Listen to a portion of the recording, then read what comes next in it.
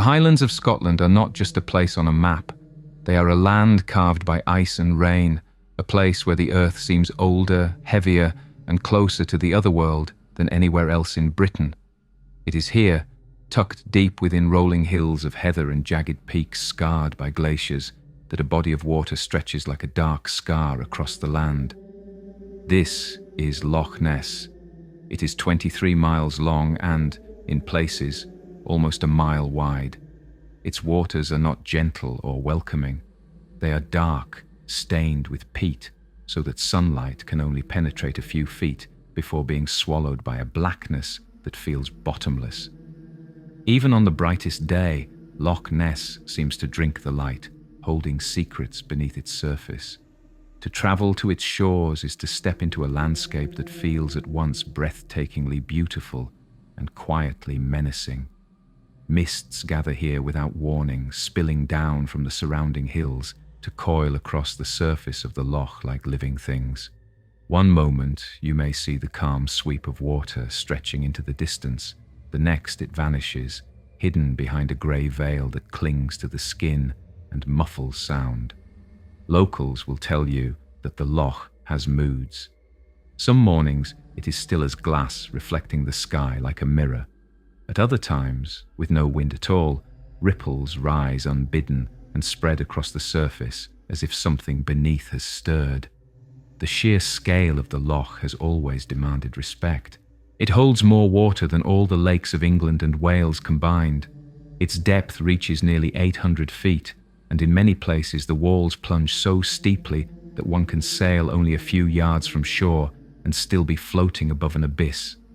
The loch is connected to the sea by the River Ness and the Caledonian Canal, and though miles of land separate it from the open ocean, the thought has always lingered that something could slip inside and remain hidden. The geology itself conspires to feed the imagination. Loch Ness lies along the Great Glen Fault, a deep scar that cuts Scotland in two. Earthquakes have been recorded here, minor tremors that ripple through the valley, reminders that the ground itself is restless. To those who lived in the Highlands centuries ago, it was not a stretch to believe that strange creatures might dwell in such a place, creatures as restless as the land and water themselves. For the traveller standing on the shore, there is another quality, harder to define, but impossible to ignore. Silence here is not the absence of sound, but a presence. It presses in, broken only by the cry of a bird wheeling overhead or the distant crash of water against stone. It is easy to imagine eyes watching from beneath the black surface, patient and ancient. The loch demands stories, and people have always provided them. Long before modern newspapers reported sightings of humps and wakes, long before tourists flocked to take boat tours or peer through binoculars, the people of the Highlands already whispered of monsters. These were not yet called Nessie, nor were they the lumbering plesiosaurs of popular imagination.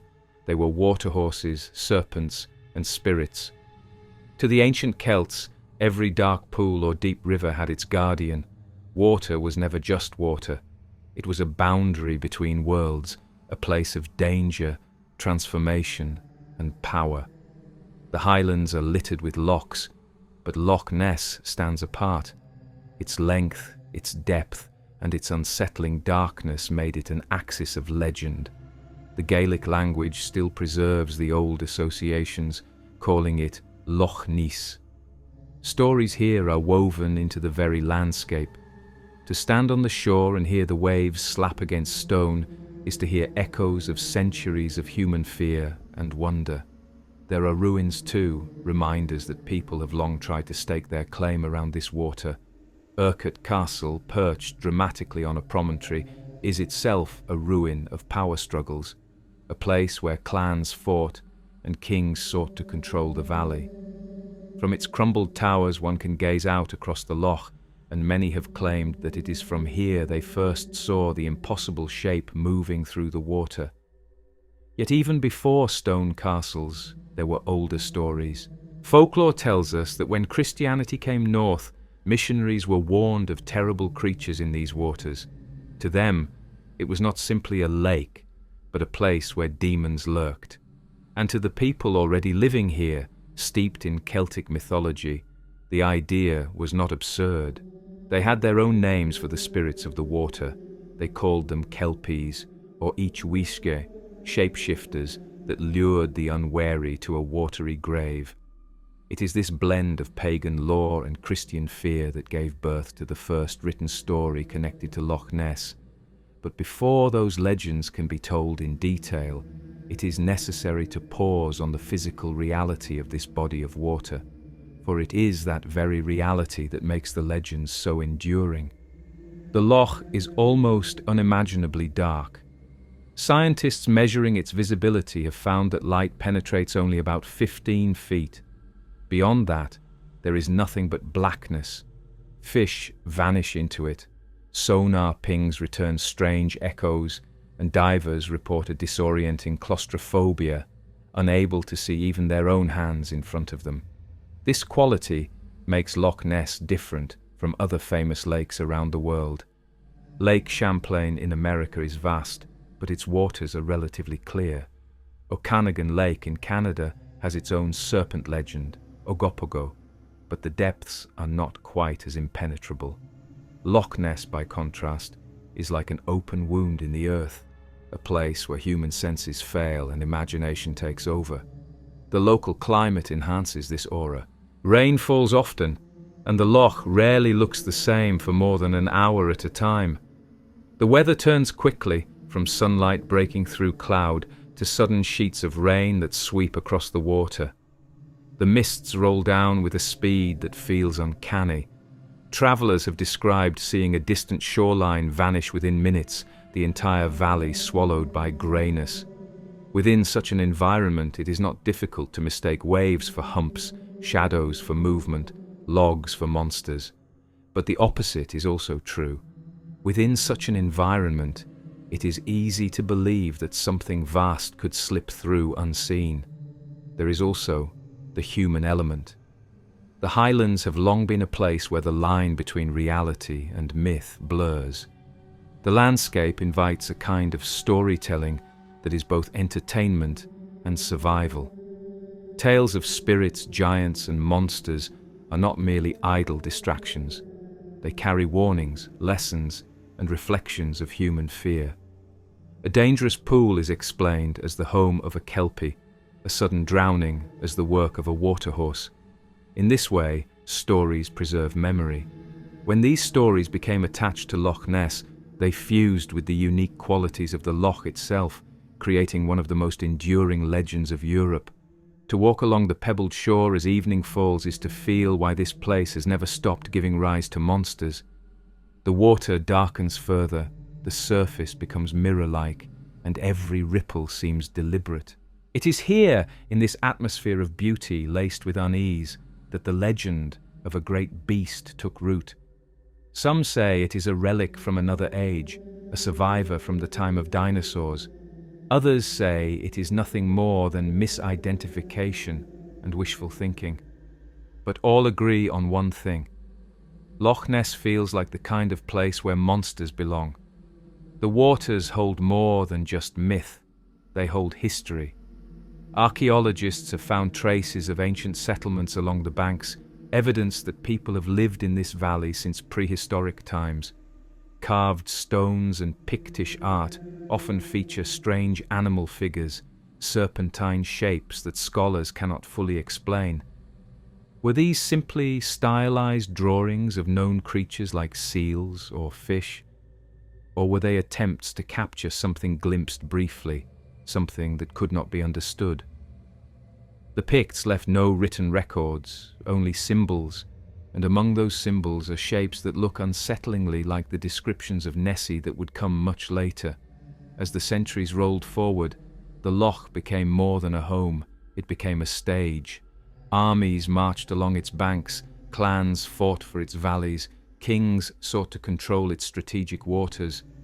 But beneath all the human conflict, the water remained unchanged, silent, and unfathomable. And always there were whispers of something living within, something too large, too strange to be fish or seal. These whispers became stories, and the stories became legends.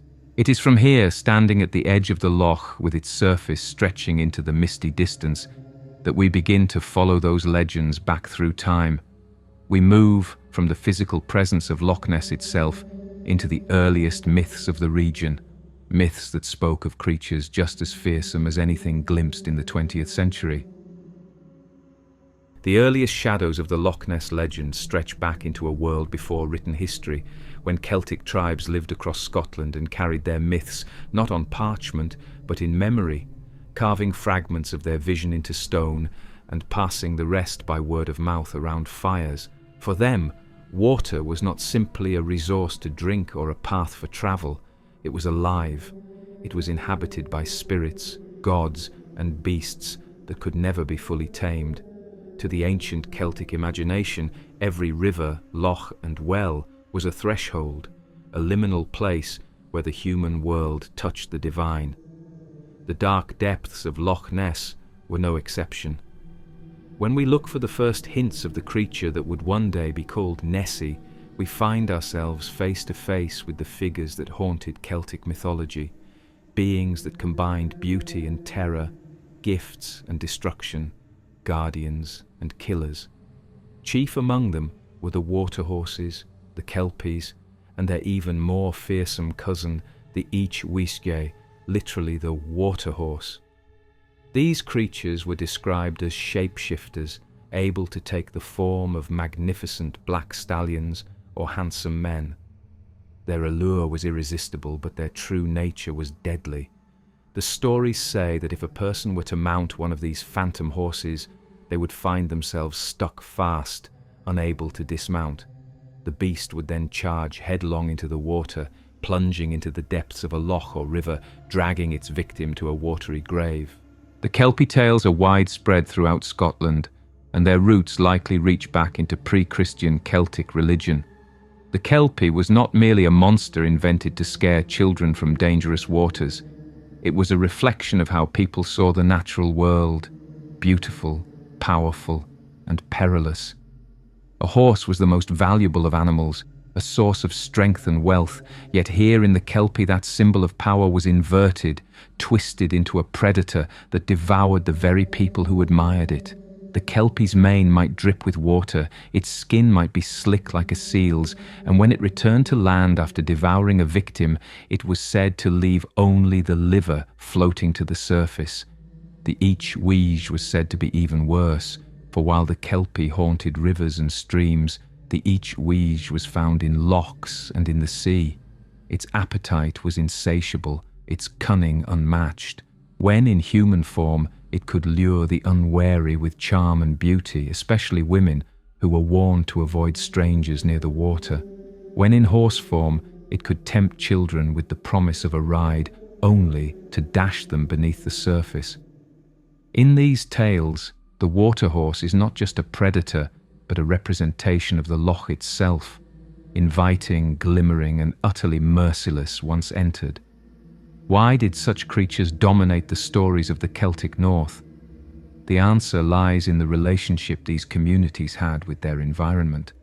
The Highlands were a harsh landscape.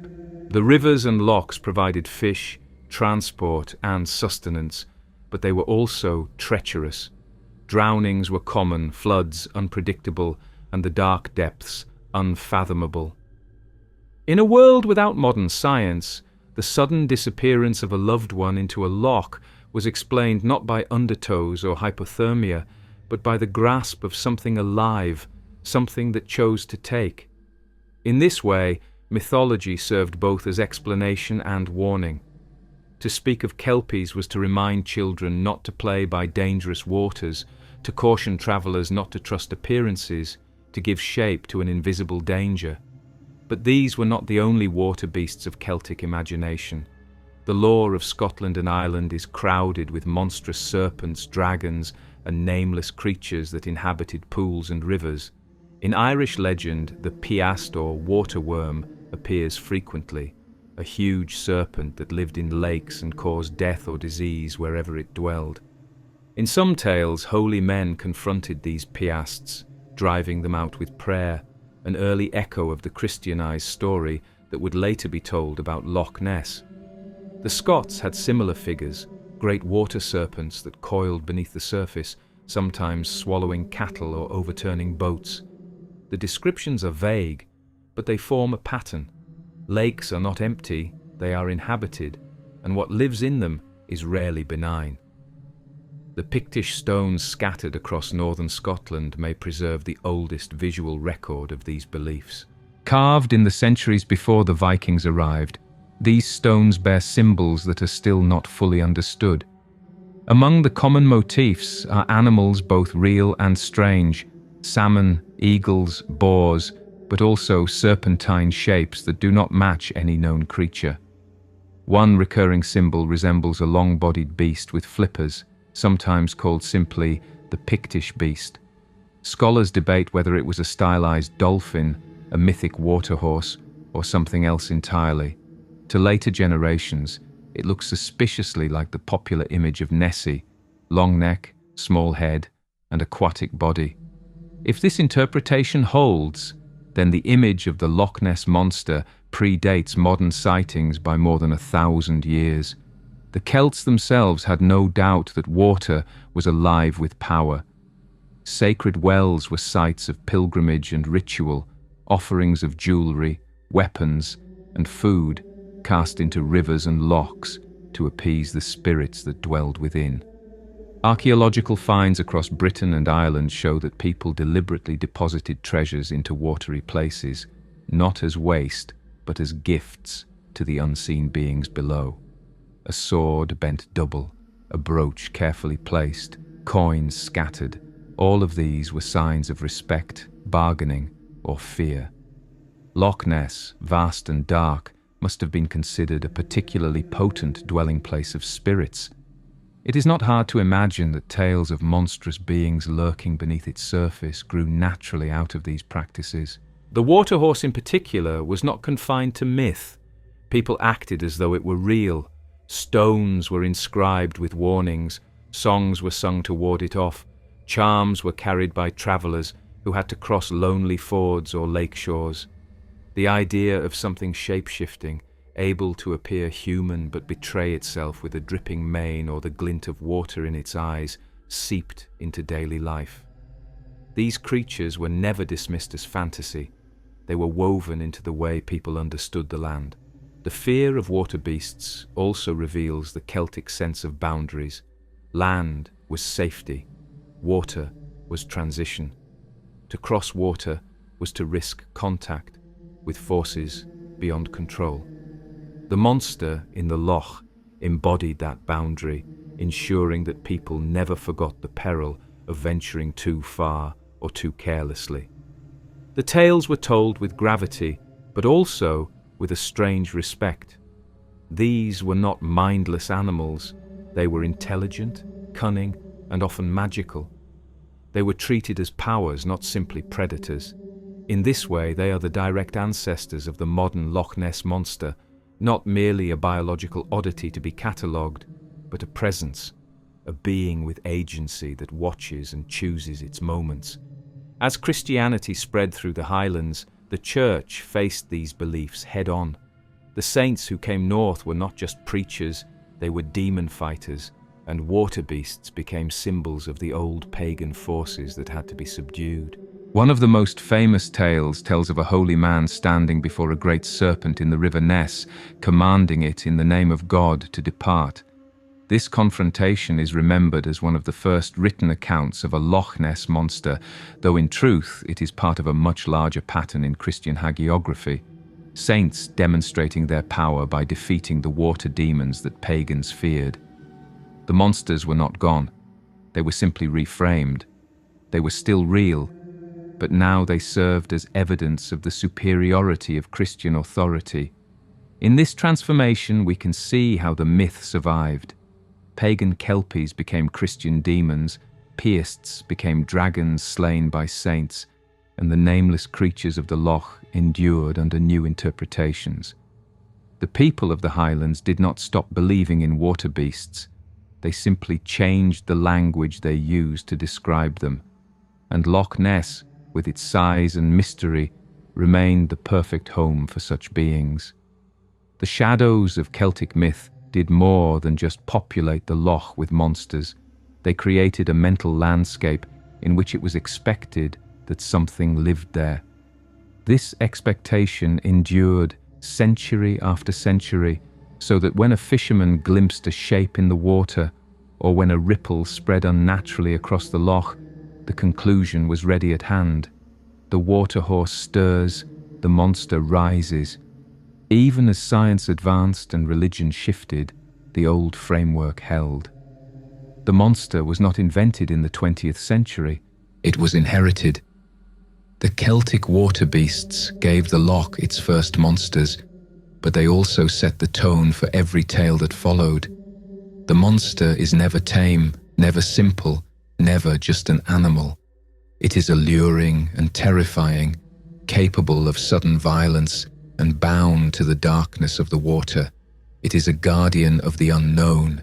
It takes and it teaches, it punishes recklessness and demands respect. When we speak of Nessie today, we are still speaking in the language of those early myths, even if we no longer recognize it. The creature that haunts Loch Ness is not just a dinosaur or a hoax. It is the latest mask worn by beings that have been here since the first shadows of Celtic imagination, beings that were never banished, only renamed.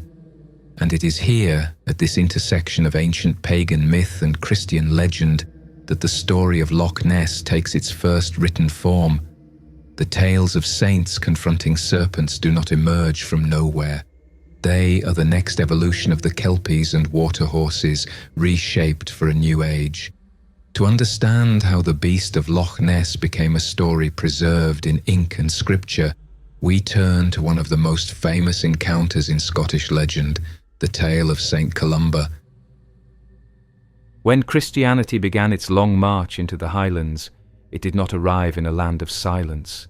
It arrived in a landscape already saturated with spirits, beasts and gods that had been feared and respected for centuries. The missionaries who crossed the sea from Ireland and the Isles encountered people whose worldview was steeped in the unseen powers of rivers, mountains and lochs. To them, Loch Ness was not just water, but a living presence, home to the kelpies and water horses that had dragged countless souls into its depths. For the Church, these stories could not simply be ignored.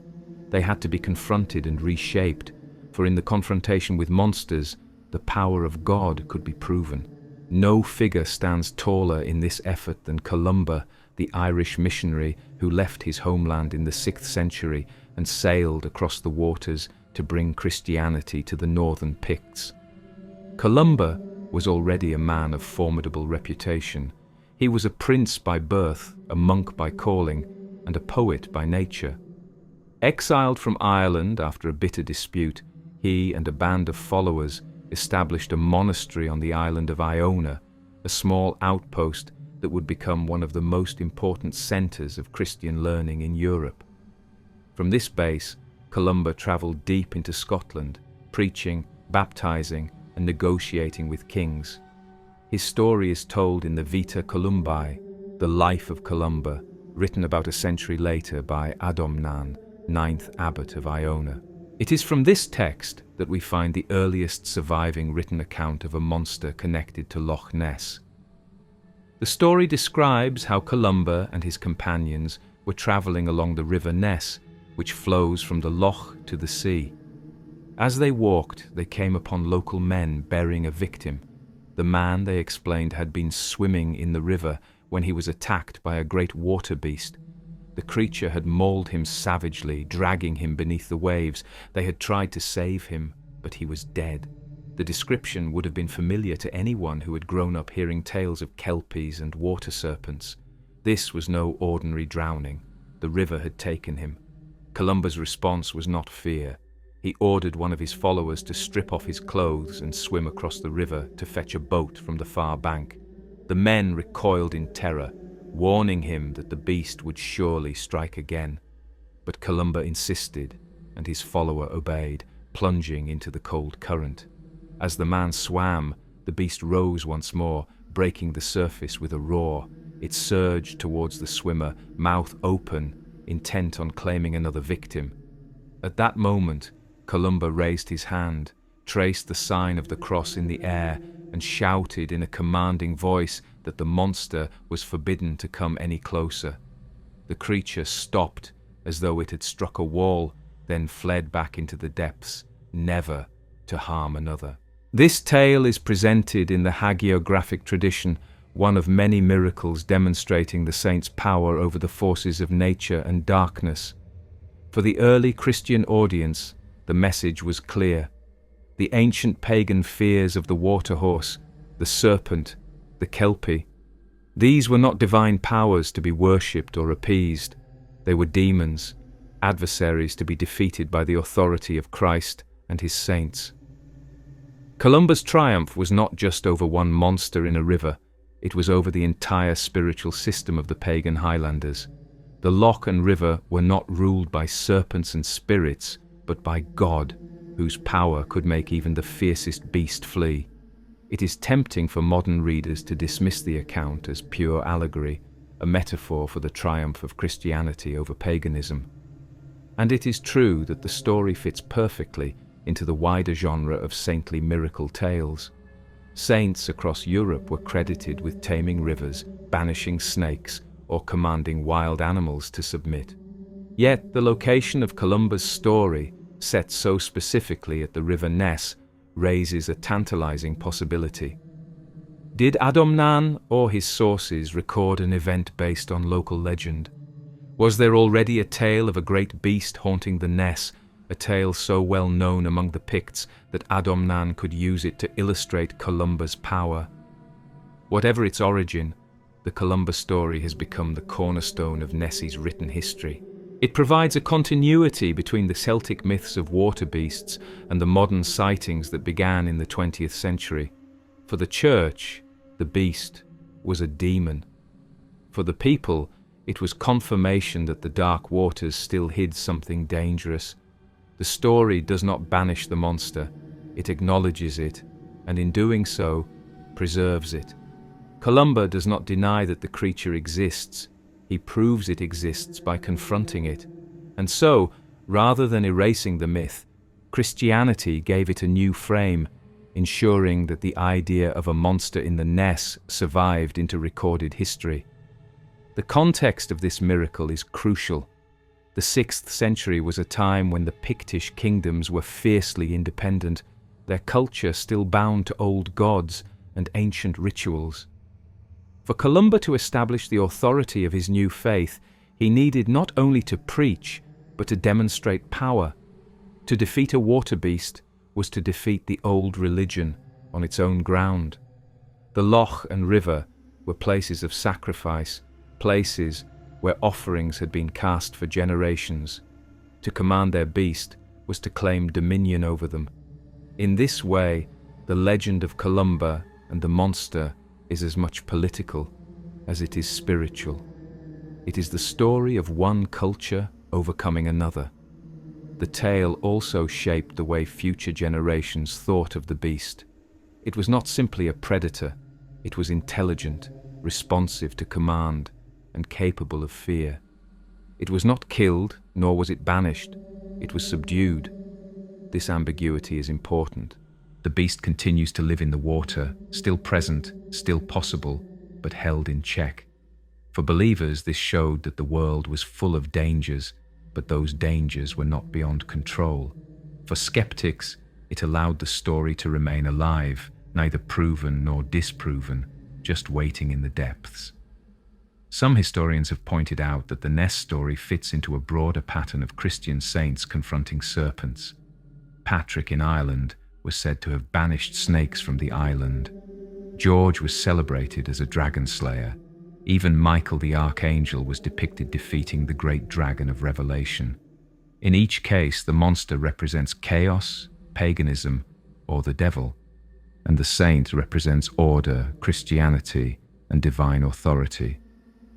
Columba's story belongs to this tradition, but its enduring power comes from the fact that the beast was left alive.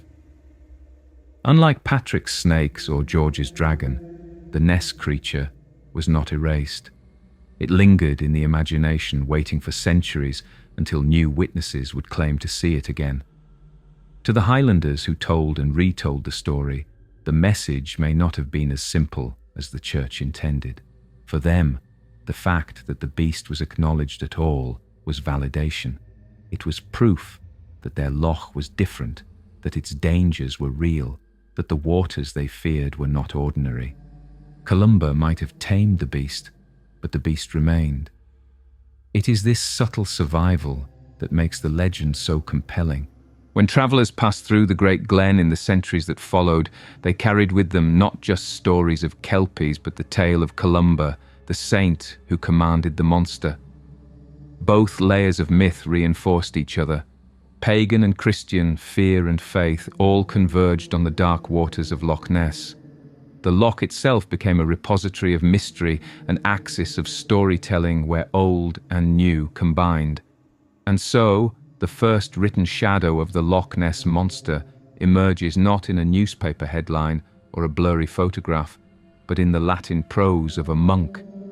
It is a shadow cast long before the modern age, a reminder that the roots of the monster go back not just decades, but over a millennium.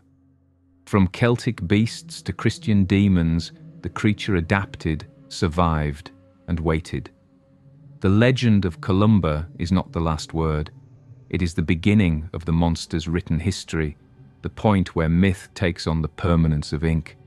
And from here the story continues, carried forward by centuries of folklore, whispers, and sightings that would one day ignite into a worldwide obsession. The loch, the river, and the beast remain, and in their depths, the legends only deepen. To stand at the edge of Loch Ness for any length of time is to understand why people for centuries have spoken of it not as an object, not as a feature of the landscape, but as a presence. The loch does not behave like still water.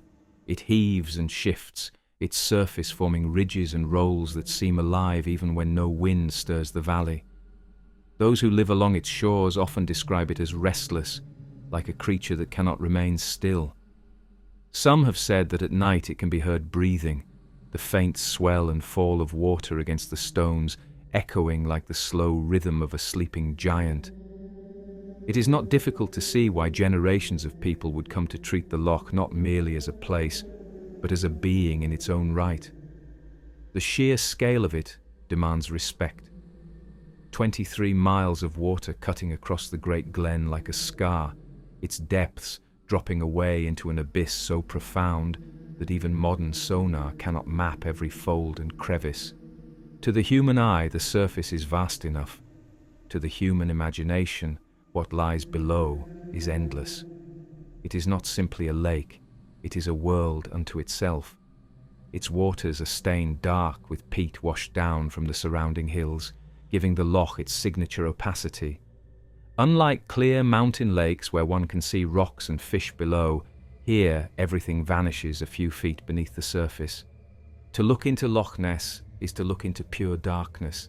This is one reason the monster feels so plausible. The loch conceals everything. It swallows light, sound, and certainty. Those who lived in the highlands long before scientific surveys or tourism needed no proof beyond experience. They knew the loch could not be trusted. It flooded fields without warning, ice cracked and groaned across its surface in the winter, and sudden storms could sweep down the Great Glen to turn calm waters into chaos within minutes. To them, it behaved like a living thing, moody, temperamental, unpredictable. They believed it could choose to take a life, and often it did. Drownings were common, even for strong swimmers. Boats overturned in what seemed like calm water. Families lost fathers, sons, and daughters to its depths. In such a world, it made sense to treat the loch itself as alive, as something that watched, judged, and occasionally punished. Even the geology of Loch Ness reinforces this sense of sentience. It sits on the Great Glen Fault, a deep wound that splits Scotland from coast to coast. The earth here is unstable, prone to tremors, Though rarely violent, these tremors are enough to ripple the water, to cause sudden disturbances that appear uncaused. To people who had no concept of tectonic plates, the movements seemed to come from the loch itself. The ground shook, the water rose, and the loch seemed to announce its presence. The monster became, in a sense, the face of this deeper restlessness, the embodiment of the loch's moods. When the earth groaned, the creature stirred. When the water rolled, the beast shifted. The loch's personality is also shaped by its isolation. Though connected to the sea by the River Ness and later the Caledonian Canal, it lies far inland, bordered by steep hills that close it in like a secret. Mists cling to its surface, clouds hang low, and much of the year the weather cloaks the valley in gloom. For travellers from the south, arriving in the highlands must have felt like stepping into another country, a place where nature held dominion and human settlements were temporary intrusions. To them, Loch Ness was not simply a landmark, but a formidable entity guarding its valley. There are accounts from the early modern period in which locals described the loch almost as though it had moods. Fishermen spoke of days when the water seemed generous, when fish leapt readily into nets and the crossing was easy. On other days it was sullen, giving nothing, its waves slapping hard against boats as though to drive them back. These descriptions were not metaphors. They were genuine attempts to explain a reality in which the loch seemed to respond to human presence. And in that worldview, it was only natural that something should dwell within, some vast intelligence that gave the loch its character. The notion of the loch as a being was reinforced by ritual. Archaeologists have found evidence that offerings were cast into highland lochs from the earliest times, weapons, jewelry, and tools deliberately thrown into the depths. Such acts make little sense if the loch is only water. They make perfect sense if the loch is alive, a spirit to be bargained with, appeased, or honoured. The people who gave up their treasures believed they were feeding a presence. To them, the monster was not a story told to amuse, but a symbol of the loch's appetite, the face given to an elemental force that demanded sacrifice. Even in later centuries, when Christianity had long been established and the official line of the church was that no spirits dwelled in the waters, the idea lingered. Farmers still spoke of the loch as if it had will. Parents still warned children not to stray too close, not simply because they might fall, but because the loch itself might take them.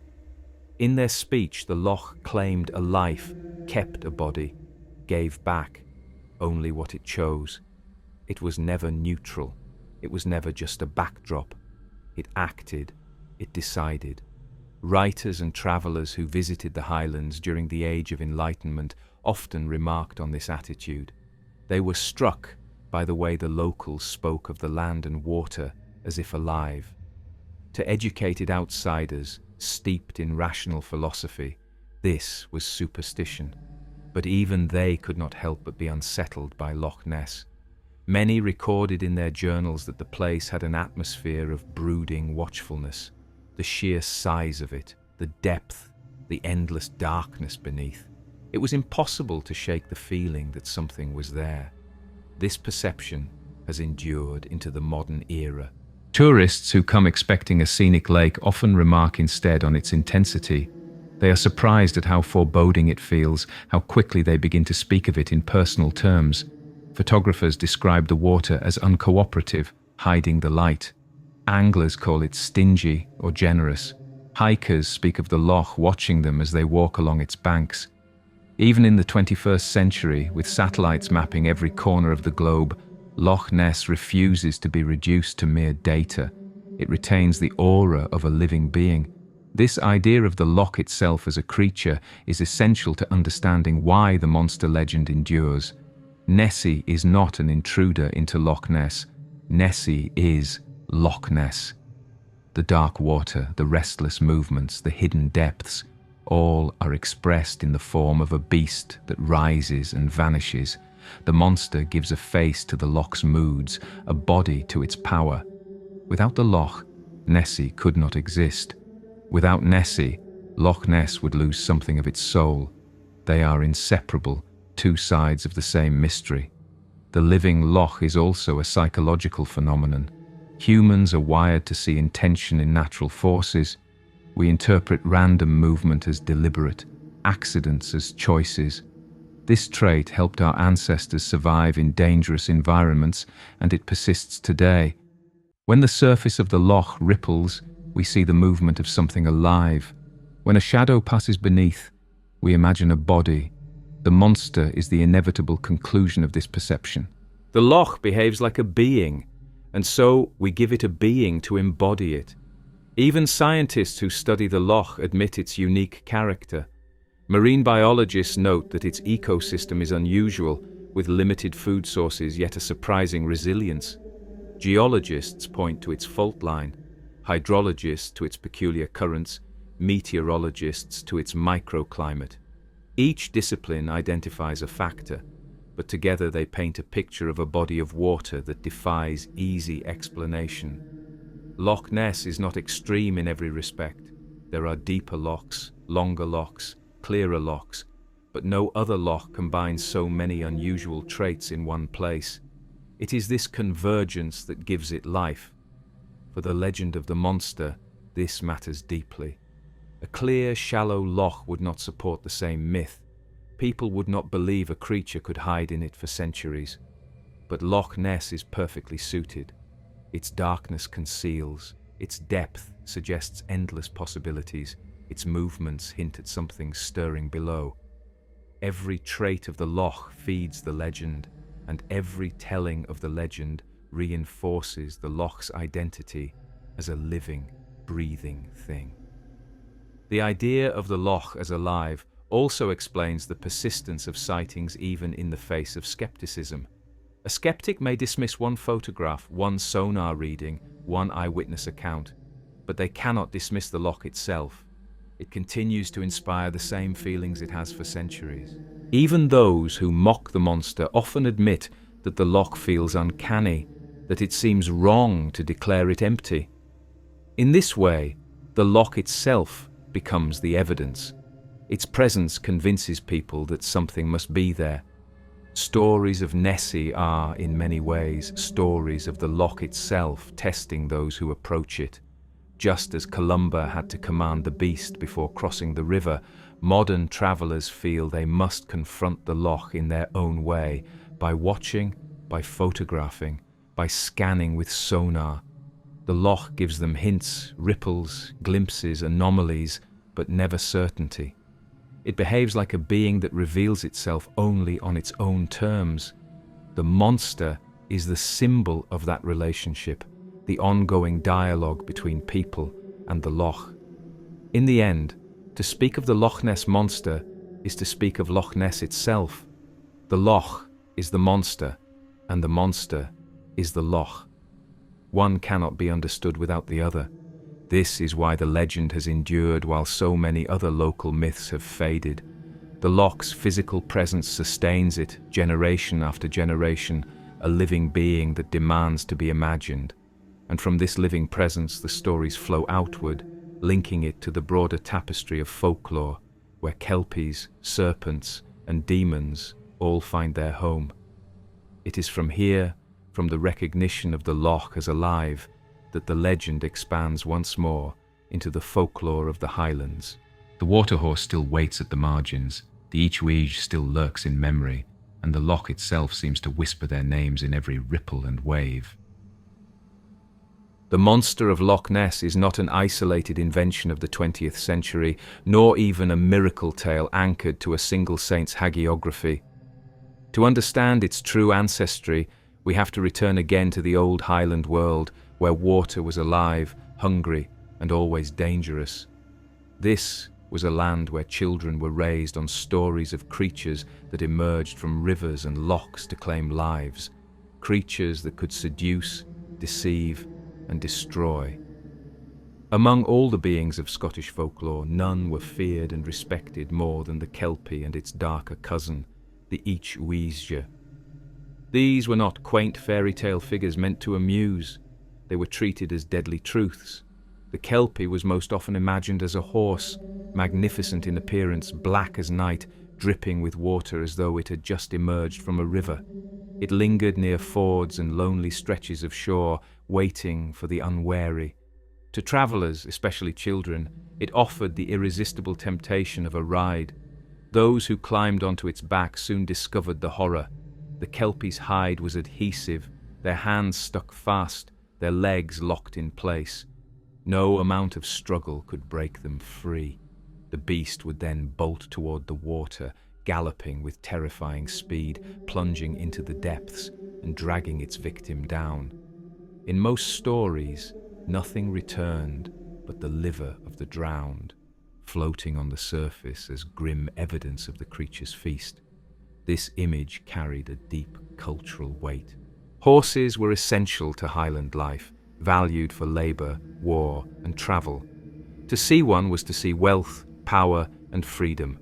Yet in the Kelpie, this symbol was inverted. The horse became treachery, destruction disguised as beauty. The message was plain. Desire can kill, appearances deceive, and nature punishes the reckless. For communities where children could easily wander too close to a dangerous stream, the tale carried practical wisdom. It kept the young wary of the water, teaching them to resist temptation and respect the dangers that lurked unseen. But the Kelpie was more than a cautionary tale.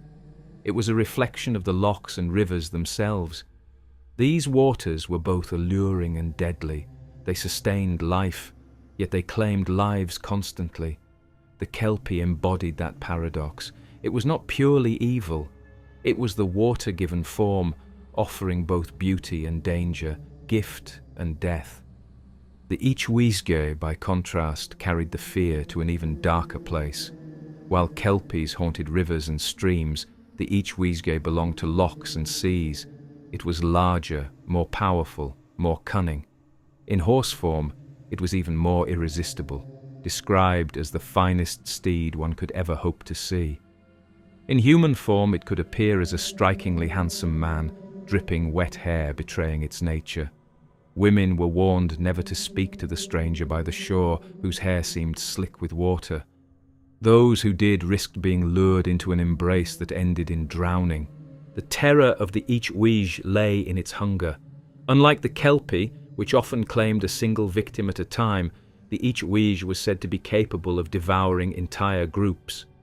A common motif describes a group of children climbing onto its back, only to find themselves trapped as it plunged into the loch. Onlookers would hear the screams vanish beneath the surface, and all that remained would be the grisly sign of floating livers. The creature was not content with a single soul. It was insatiable, a reminder that the lochs themselves could consume whole families, whole boats, with no mercy. Highland communities took these beings seriously. The stories were not told as myths belonging to a distant past. They were spoken of as present dangers. Travellers carried charms to protect themselves from water horses. Children were warned with stern faces to avoid certain places. The creatures were treated as a lived reality, explanations for drownings that could not otherwise be understood. When a man vanished while crossing a loch, when a child slipped near a river and never returned, the family might say the Kelpie had taken them. In this way, tragedy found meaning, and grief was folded into a framework that gave the world shape, however terrifying. The folklore also reveals how the Highland imagination blurred the line between the natural and the supernatural. A log drifting in the water could become the back of a Kelpie. A sudden splash could be the sign of an Ichweisge surfacing. The uncertainty of the loch itself demanded stories to fill the gaps, and the stories, in turn, shaped how people experienced the loch.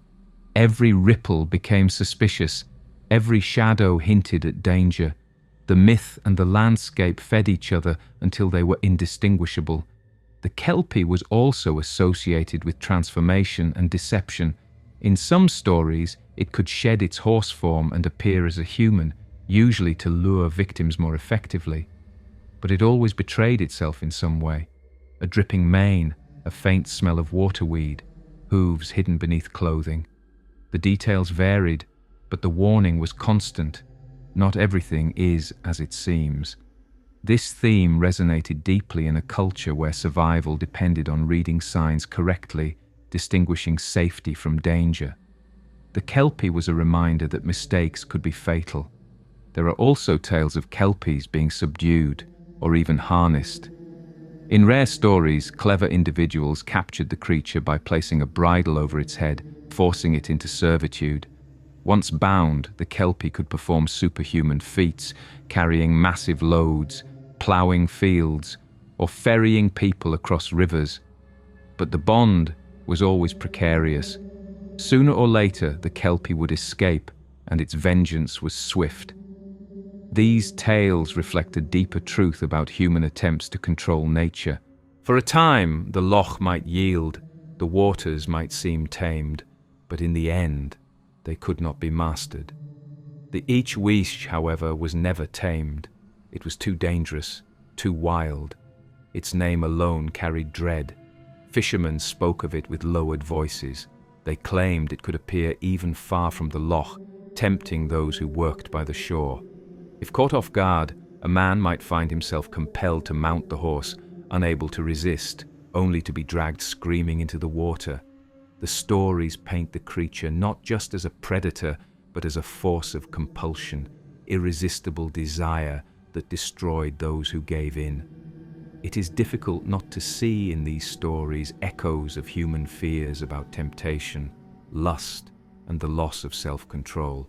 The Ich Ouija punished those who surrendered too easily, warning that unchecked desire could be fatal. These beings were not confined to one loch. Tales of Kelpies and water horses are found across Scotland, from the Borders to the Hebrides. But Loch Ness, with its vast size and impenetrable depths, was a natural home for them. If any loch could hide such creatures, it was this one. The Kelpie and the Ich Ouija gave the loch its first monsters long before anyone spoke of Nessie. They prepared the imagination, teaching generation after generation that the water was alive, that it could take any form, and that it was always watching. The endurance of these myths shows how deeply they were woven into daily life. They were not simply told for entertainment, but for survival. A child who grew up fearing the Kelpie was less likely to stray too close to the water. A traveller who treated the loch with caution was more likely to live. The stories protected people, even as they frightened them, and in doing so, they ensured their own survival, carried forward across centuries, shaping the very way the Highlands experienced their landscape. When the modern Loch Ness Monster legend exploded in the 20th century, these older myths were often forgotten or dismissed. Nessie was cast as a prehistoric survivor, a plesiosaur that had somehow endured in the loch's depths. The Kelpies and water horses were relegated to folklore, quaint relics of a superstitious past. Yet the connection is unmistakable. The behaviors described in early Nessie sightings, creatures surfacing suddenly, then vanishing, creating inexplicable ripples, luring witnesses with glimpses before disappearing, mirror the patterns of Kelpie lore. The shift from shape-shifting horses to serpentine reptiles may seem drastic, but the underlying theme is the same. Loch Ness is alive. It hides a presence. That presence reveals itself only in fleeting moments, and those moments are dangerous. Even in the age of science, when plesiosaurs seemed more respectable than spirits, the old myths lingered in the background. Locals who spoke of Nessie often blended the stories together. Some insisted the creature was a monster fish, others a water horse, still others a dragon. The categories blurred because at their heart they were all expressions of the same truth. The loch holds something that cannot be controlled. To this day, statues of Kelpies stand in Scotland as reminders of their enduring power. The great sculptures near Falkirk, towering horse heads rising from the ground, celebrate the myth even as they acknowledge its darker roots. They are works of art, but they also remind us that these creatures were never just stories. They were part of the living belief of the people, a belief that continues in altered form in every tourist who peers across Loch Ness hoping to glimpse a shadow or ripple. The Kelpie and the Ichwishje gave the Highlands a vocabulary for fear and respect. They explained the drownings, the vanishings, the sudden tempers of the water. They taught caution, humility, and awe. They carved the first outlines of the monster that would one day be called Nessie. Without them, the modern legend could never have taken root. And so, when we speak of Loch Ness and its monster, we are not speaking of a single story. We are speaking of layers. At the base are the kelpies and waterhorses, shapeshifters that embodied the loch's danger. Upon them is laid the Christian tale of Columba, a saint commanding the beast. Upon that foundation came centuries of whispers, sightings, and eventually cameras and sonar. But the heart of it all remains the same. The loch is alive. It hides something in its depths. It reveals itself only when it chooses. And those who see it are forever changed. From here, the legend begins to shift. The oral traditions of folklore blend into recorded accounts. The waterhorses do not vanish, they evolve. Their shadows pass into chronicles, newspapers, and eyewitness testimony. The loch itself, with its living presence, continues to provide the stage. And in the centuries that followed, the sightings would multiply until the whole world came to know the name of Loch Ness. The Kelpies and Ichwishje gave the Highlands their first vocabulary for the loch's dangers, but stories evolve with the people who tell them. Oral tradition is fluid, reshaped in each retelling, and for centuries the presence in Loch Ness lived in this way, carried in songs, warnings, and fireside tales. These stories were shared as truths, not in the sense that every detail was literal, but in the sense that they spoke honestly about the relationship between people and the loch. Then came the slow shift into a world where memories were no longer enough. As literacy spread, as travellers arrived, as chroniclers and antiquarians began to record the lore of the Highlands, the monster began its transformation from whispered shadow into written word. The earliest written memory of something lurking in the Ness remains Columba's miracle, but it was not the last. Long after Adamnan's hagiography was copied in monasteries, other accounts began to surface, fragmentary but telling. They appear in chronicles, parish records, travellers' notes, and later in newspapers. Each account seems isolated, but when placed together, they reveal a continuity stretching across centuries. Local oral tradition remained strong through the medieval period. Gaelic bards and storytellers carried the old tales forward, weaving the waterhorse and serpent motifs into their recitations. Visitors from the lowlands or from further abroad often remarked that Highlanders spoke of their lochs with unease, warning outsiders not to linger too near. By the 17th century, written collections of Scottish folklore occasionally included references to strange beasts in lakes and rivers.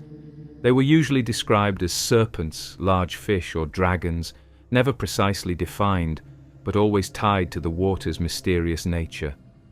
The 18th century, with its fascination for cataloguing the natural world, brought new eyes to Loch Ness. Enlightenment travellers and amateur naturalists journeyed into the Highlands to describe the landscape, and though most were sceptical of folklore, they could not avoid noting the stories they encountered. Some dismissed them as superstition, recording them with a tone of irony. Others, however, included them seriously, aware that local testimony carried weight. In these accounts we find descriptions of serpentine creatures glimpsed in the loch, humps rising from the water, shapes moving against the current. Always the details are frustratingly vague, but they echo the older myths too closely to be coincidence. What makes these sightings compelling is not their clarity, but their persistence. Century after century, people continued to describe encounters with something in the loch. A fisherman sees a shape longer than his boat slide beneath the surface. A traveller on horseback glimpses waves rising in calm water as though disturbed by a massive body. A farmer walking by the shore at dusk reports a dark shape moving steadily against the flow. Each report on its own could be dismissed, but together they form a chorus of continuity. By the 19th century, when interest in folklore surged across Europe, the Loch Ness stories found new audiences. Collectors and scholars, inspired by the Brothers Grimm and other ethnographers, turned their attention to the Highlands. They sought to preserve old tales before they disappeared under the pressures of modernization. In their notebooks and publications, fragments of Loch Ness lore were preserved. Some recorded the old Kelpie tales, others the more recent serpent sightings. And though the monster was not yet the global icon it would become, it was already firmly established in local imagination and increasingly visible to the outside world. The newspapers of the 19th century played a critical role in shifting the monster from oral tradition to print. Small regional papers often carried anecdotes of curious events, blending news with folklore. Reports of strange creatures in the Highlands were not unusual, and Loch Ness occasionally appeared in these columns. A sighting might be presented as an amusing curiosity, a letter to the editor, or a report of a local incident. Though not always taken seriously, such reports spread the legend beyond the glens. Readers in Edinburgh, Glasgow, and even London could encounter the idea of a Loch Ness creature through these printed words. One particularly influential element was the age's fascination with sea serpents. Throughout the 19th century, reports of serpentine creatures at sea filled newspapers on both sides of the Atlantic. Sailors told of long-necked beasts undulating through the waves, and respectable witnesses described creatures that seemed beyond known zoology. Scientists debated whether such beings might exist, and natural history journals occasionally entertained the idea. Against this backdrop, reports of a serpent in Loch Ness gained plausibility. If strange creatures haunted the oceans, why not the great inland waters of Scotland? It was during this period that the descriptions of the Loch Ness beast began to converge. Older traditions of kelpies and shapeshifters faded into the background, while the image of a large aquatic creature, serpentine or reptilian, came to the fore. This shift reflected the broader cultural movement from myth to natural history. The same stories that once explained drownings as the work of a waterhorse were now reframed as possible evidence of an undiscovered species. Folklore and science overlapped, each feeding the other. Local accounts from the late 19th century often emphasized the size of the creature. Witnesses described something massive, longer than any fish known in the loch, rising briefly before sinking again. Some insisted it had a long neck, others that it appeared more like a giant eel. None could agree on exact features, but all agreed on scale and strangeness. These reports circulated in communities already primed by centuries of tradition. For the locals, the stories were neither shocking nor absurd. They were confirmation of what had long been believed. Loch Ness was home to something extraordinary. As literacy spread, oral tales increasingly found their way into written form. Parish ministers sometimes recorded local superstitions in their accounts of communities. Travelers collected anecdotes as part of their descriptions of Highland life. Each time a story was written down, it gained permanence, moving from the fluidity of oral tradition into the stability of print. The monster was no longer confined to the spoken word. It became part of Scotland's written cultural memory. This transition had profound consequences. Oral stories change easily. Details shift with each telling, adapting to the audience, the mood, the lesson to be drawn. Once printed, however, a story becomes fixed, a reference point for later retellings. When newspapers recorded a sighting, later witnesses could compare their own experiences to what they had read. This created a feedback loop. The print accounts standardized the image of the monster, which in turn influenced how future encounters were described. Over time, a consistent picture began to emerge, shaping the modern Nessie legend. It is striking to observe how closely the 19th century accounts align with what would be reported in the 20th century. The essential elements, humps breaking the surface, long-necked forms, inexplicable wakes, were already present. What changed was the audience. With print, these stories reached far beyond the highlands, into cities and across borders. By the dawn of the 20th century, the groundwork was laid. The world was ready to hear of Nessie. The early sightings thus occupy a unique place in the legend. They are not as famous as the great reports of the 1930s, nor as mysterious as the ancient tales of Kelpies, but they form the bridge between the two. They show how folklore adapted to new media, how oral warnings became printed curiosities, and how the monster shifted from a shape-shifting spirit to a flesh-and-blood creature in the public imagination. The loch itself remained unchanged, still brooding, still concealing. But the way people spoke about it changed. No longer merely a place of demons or shapeshifters, it became a possible home for a living mystery. The creature was no longer just a metaphor for danger.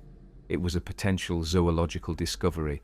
This transformation prepared the ground for the explosion of global fascination that would come in the 20th century, when a single road, a series of photographs, and a flood of media attention would turn Nessie into a household name.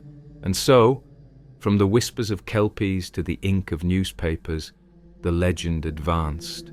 Oral tradition gave it life, print gave it permanence. Together, they forged a story that was ready to leap into the modern age, carrying with it the weight of centuries. By the early 20th century, Loch Ness was already burdened with centuries of whispers, fragments of folklore, and a reputation for strangeness. Local people knew the stories well enough. Outsiders had encountered them in printed collections, and newspapers occasionally ran curiosities about serpents in Scottish waters. But these remained scattered, faint echoes of something older. It was not until the 1930s that all of these threads converged into a phenomenon that burst across headlines, ignited international fascination, and cemented the Loch Ness Monster as one of the most enduring legends of modern times. The transformation began not with a single sighting, but with a road. In the late 1920s and early 1930s, Scotland undertook improvements to the road along the northern shore of Loch Ness. Before this, much of the loch was accessible only by boat or narrow, difficult paths. Travel was slow, and only those who lived in the area or ventured deliberately into the highlands saw the loch regularly. With the construction of a modern road skirting the water's edge, everything changed. Suddenly, motorists could drive along long stretches of the loch, their eyes scanning the dark waters as they passed. What had once been remote became visible, and visibility meant opportunity. In 1933, the opportunity arrived. A local couple, John and Aldi Mackay, were driving along the new road when they spotted something extraordinary in the water. Aldi later described a massive creature rolling and plunging on the surface, creating waves as though a whale were thrashing in the loch. She insisted it was no ordinary fish or log, but something alive and powerful. The account reached the Inverness Courier, a regional newspaper, where reporter Alex Campbell wrote a piece that would alter the history of Loch Ness forever. His article described a monster in the loch, and for the first time, the word entered the modern record in connection with Loch Ness. The timing was perfect. The 1930s were a decade hungry for mysteries. Newspapers thrived on sensational stories that could capture the public imagination, and the idea of a monster lurking in a remote Scottish loch was irresistible. The Mackay's sighting triggered a flood of letters, reports, and anecdotes. People began to share their own experiences, some from years earlier, others freshly inspired by the headlines. Soon, the papers were filled with accounts of humps moving through the water, wakes appearing without boats, and long-necked creatures glimpsed against the waves. What had once been scattered folklore became a media craze. The Loch Ness Monster quickly became a national story, picked up by major newspapers across Britain. The Daily Mail, always eager for sensation, sent reporters north to cover the phenomenon. Their coverage turned Nessie into a household name, elevating the creature from a local curiosity to a national obsession. Crowds gathered along the shores of the loch, binoculars and cameras at the ready, hoping to glimpse the beast. Local hotels and guest houses filled with visitors. For the first time, Nessie was not only a legend, but also a tourist attraction. The press coverage also shaped the image of the creature. While older folklore spoke of waterhorses, serpents, or demons, the 1930s media leaned heavily into comparisons with prehistoric reptiles. Dinosaurs had captured the public imagination in the early 20th century, thanks to fossil discoveries and popular science publications. The idea that a plesiosaur, a long-necked marine reptile believed to have gone extinct millions of years earlier, might have survived in the depths of Loch Ness proved irresistible. Illustrations began to depict Nessie with a swan-like neck rising above the water, a silhouette that would become iconic. Not all sightings matched this image, of course. Some described large humps, others suggested a massive fish or eel. But the plesiosaur idea stuck, providing a scientific veneer that distinguished Nessie from older myths. It allowed people to believe not just in a monster, but in a survivor from another age. In a world grappling with modernity, with machines, cars, and airplanes transforming life, the thought that a relic of the prehistoric past still swam in a highland loch was deeply appealing. It offered both wonder and comfort, a reminder that the world still held mysteries beyond human control. The frenzy grew throughout 1933 and 1934. Newspapers competed for the most dramatic stories, often exaggerating or misreporting details to captivate readers. Tourists clogged the roads, sometimes causing accidents as they slowed to stare at the water. Enterprising locals offered boat trips, guided tours, and even staged attractions to meet the demand. For a brief moment, Loch Ness became the center of the world's attention, its dark waters scrutinized like never before. It was during this period that the most famous image of the monster appeared. In April 1934, the Daily Mail published a photograph taken by Colonel Robert Kenneth Wilson, a respected London surgeon. The photo showed a long, slender neck rising from the water, curving gracefully, with ripples spreading around it. It was instantly hailed as proof. Unlike vague eyewitness reports, here was something tangible, something that could be printed, reprinted, and studied. The photograph became known as the surgeon's photo, and it defined Nessie for generations. Even skeptics were impressed. The image seemed too clear to dismiss, too precise to be illusion. For decades, it stood as the most compelling evidence of the monster's existence. With the surgeon's photo and the flood of sightings, Nessie's fame spread worldwide. Newspapers in America, Europe, and beyond ran stories about the Scottish monster. The legend crossed oceans, appearing in magazines, radio broadcasts, and eventually films. Nessie became not just a Scottish curiosity, but a global phenomenon. For many outside Scotland, the Loch Ness Monster was their first introduction to the Highlands, a symbol of mystery and allure tied inseparably to the landscape. Skepticism was present from the beginning, of course. Scientists cautioned that the sightings could be explained by misidentified animals, waves, or floating debris. The loch's peculiar conditions, its immense size, dark waters, and frequent mirages caused by temperature shifts, made it easy to mistake natural phenomena for something extraordinary. Yet the sheer volume of reports, the enthusiasm of the public, and the power of the surgeon's photo overwhelmed the doubters. Even those who dismissed the monster could not ignore the craze it generated. The 1930s thus marked the birth of Nessie as we know it today. Before then, the loch had monsters, certainly, kelpies, serpents, demons, but none had achieved the singular identity of the Loch Ness Monster. It was the combination of modern media, a new road, and the cultural moment of the 1930s that crystallized the legend into a form recognizable worldwide. Nessie was no longer just folklore. She was a celebrity. What is striking about the 1930s craze is how it both transformed and preserved the old traditions. On one hand, the plesiosaur image replaced the shape-shifting kelpie. The language of folklore gave way to the language of science and journalism. On the other hand, the essence remained unchanged. The loch was still alive, still dangerous, still hiding something just out of reach. The monster still revealed itself only briefly, never long enough to be captured or explained.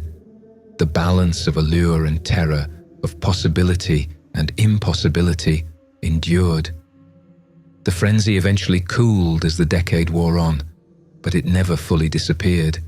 Nessie had entered the modern consciousness, and once there she could not be dislodged. Every ripple on the loch, every ambiguous photograph, every sonar anomaly would be interpreted through the lens created in the 1930s. The groundwork had been laid for generations of believers, skeptics, researchers, and dreamers. The 1930s were also a turning point for Loch Ness itself. The loch was no longer just a highland body of water. It became a stage for the world's imagination. Its economy, its tourism, its identity, all became tied to the monster. The people who lived along its shores found themselves part of a global story, their everyday landscape transformed into the setting of a mystery that outsiders demanded to see.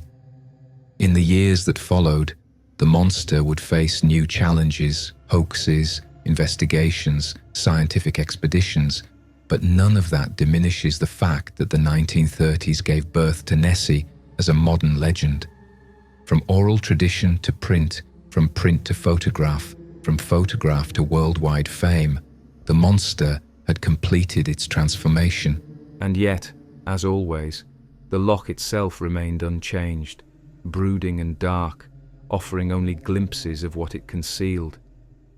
As the craze of the 1930s began to settle, the legend did not vanish. It evolved, carried forward by those who claimed to witness the beast firsthand, by the scientists who sought to explain it, and by the skeptics who sought to debunk it. The loch became a place where stories multiplied, each new sighting adding to the tapestry. And at the heart of it all, Nessie remained unseen, a shadow in the water that refused to yield fully to the gaze of the modern world. In the spring of 1934, as the newspapers still hummed with reports of strange movements on Loch Ness, one image would emerge that forever defined the monster in the public imagination. For centuries, the creature had shifted its form from waterhorse to serpent, from demon to dragon, from folkloric shadow to modern curiosity. But with a single photograph, Nessie was given a face, or at least a silhouette, that would become iconic. It was the photograph taken by Colonel Robert Kenneth Wilson, a London surgeon, and it would dominate the legend for nearly 70 years. The story began with the Daily Mail, the same paper that had helped fan the flames of the Nessie craze the year before. By the time the photograph appeared, the paper had already run numerous stories on the monster, some serious, some mocking, all guaranteed to catch attention. When Wilson brought his photograph to the press, it was precisely the kind of evidence they craved.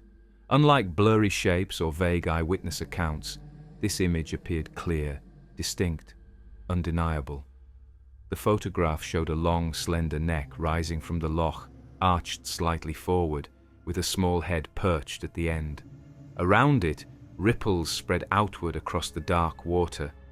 It was not a hump or a wave, not a log or a trick of light, but something that seemed deliberate, alive, animal. When the picture was printed in April 1934, readers across Britain were stunned. At last, they said, here was proof. The monster was real. The man behind the camera was no ordinary witness. Colonel Wilson was a respected physician, a London surgeon with no obvious connection to Highland folklore or monster stories. His social standing lent the image credibility. He was not an eccentric local, not a publicity seeker, but a professional man whose word carried weight.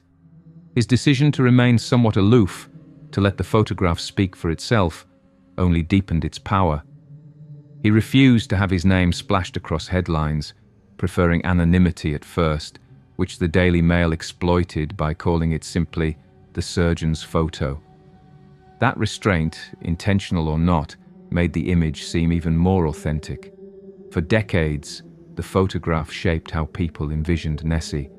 Before it, descriptions had varied widely. Some said the creature looked like a massive eel, others like a fish, others like a multi-humped serpent. But after the surgeon's photo, the long-necked plesiosaur image dominated. The curve of the neck, the small head, the suggestion of a prehistoric survivor rising from the water. These became Nessie's defining features. Illustrators, toy makers, and filmmakers all drew upon the photograph. Children in classrooms doodled monsters that looked like the surgeon's photo. Tourists arrived at the loch expecting to see precisely that shape. It froze the monster's identity, turning a shapeless legend into a creature with a form. The photograph also transformed the debate. Skeptics now had to grapple with a tangible image, something more than anecdotes. Some argued that it could be a bird, perhaps a cormorant stretching its neck while floating on the water. Others suggested it was an otter or even a piece of driftwood caught in currents. But none of these explanations seemed to fit perfectly. The neck appeared too distinct, the shape too coherent. Believers dismissed the alternative theories, pointing to the photograph as irrefutable evidence. The loch, they said, had finally yielded its secret. The global reach of the image cannot be overstated. Newspapers around the world printed it. In America, magazines featured it alongside stories of other mysteries, cementing Nessie as part of the international imagination. In Europe, the photograph was reprinted and discussed in scientific circles, debated alongside reports of sea serpents and other anomalies. The image carried a timeless quality, the stark black and white contrast making it appear almost archetypal. It was not merely a photograph of a monster, it was the monster. Yet even at the height of its fame, doubts lingered. Some noted that the scale was difficult to determine. Without a reference point, the creature could be only a few feet tall. The ripples suggested something small, not massive. Others pointed out that the photograph seemed too neat, too well framed, as if staged. But the power of the image outweighed the doubts. For the public, it was proof enough. The monster lived, and it looked like the surgeon's photo. For the people of the Highlands, the photograph had mixed effects. On one hand, it brought unprecedented attention, drawing tourists in numbers never seen before. On the other hand, it simplified the monster, replacing centuries of complex folklore with a single fixed image. The kelpie, the each-uige, the serpent, all were overshadowed by the plesiosaur silhouette. Nessie was no longer a shapeshifter, but a reptile. The loch's mysteries were narrowed to a single form. Over the decades that followed, the surgeon's photo continued to dominate the narrative. Even as sonar searches began, even as skeptics published critiques, the image remained iconic. It appeared on postcards, posters, and book covers. It was reproduced endlessly, often without context, until it became impossible to separate Nessie from that graceful, curving neck. The photograph also inspired imitation. Other pictures emerged over the years, some genuine attempts to capture the unexplained, others deliberate hoaxes seeking to ride the wave of publicity. But none carried the weight of the surgeon's photo. It had been first, it had been striking, and it had been endorsed by the credibility of a London surgeon. Everything else seemed derivative. Then, in the 1990s, the truth began to unravel. Investigators delved into the origins of the photograph and uncovered a very different story. It was not Wilson who had taken the picture, but a group of men connected to the Daily Mail, including Marmaduke Wetherell, a big game hunter previously ridiculed for claiming to have found monster tracks on the shores of Loch Ness. Angered by the humiliation, Wetherell had conspired to create a hoax. They built a model, reportedly a small toy submarine fitted with a sculpted head and neck, and staged it in the loch. Wilson, brought in as the respectable frontman, presented the photograph to the press. The hoax succeeded beyond their wildest dreams, fooling the world for 60 years. The revelation shook the Nessie community, but by then the damage, or perhaps the gift, had already been done. The surgeon's photo had defined Nessie for generations, shaping the monster's identity, fueling tourism, and embedding itself in popular culture. Even after its exposure as a hoax, the image retained its power. Many continued to view it nostalgically, as part of the myth rather than as evidence. The hoax did not kill Nessie. It ensured her survival. There is a strange irony in this. The most famous image of the Loch Ness Monster, the one that gave her face to the world, was never real. Yet without it, Nessie might never have become the global phenomenon she is today. The photograph may have been fabricated, but the belief it inspired was genuine. It demonstrates how legends thrive not on facts but on symbols, and how one compelling image can outweigh 1,000 doubts. The surgeon's photo also highlights the peculiar relationship between Loch Ness and modern media.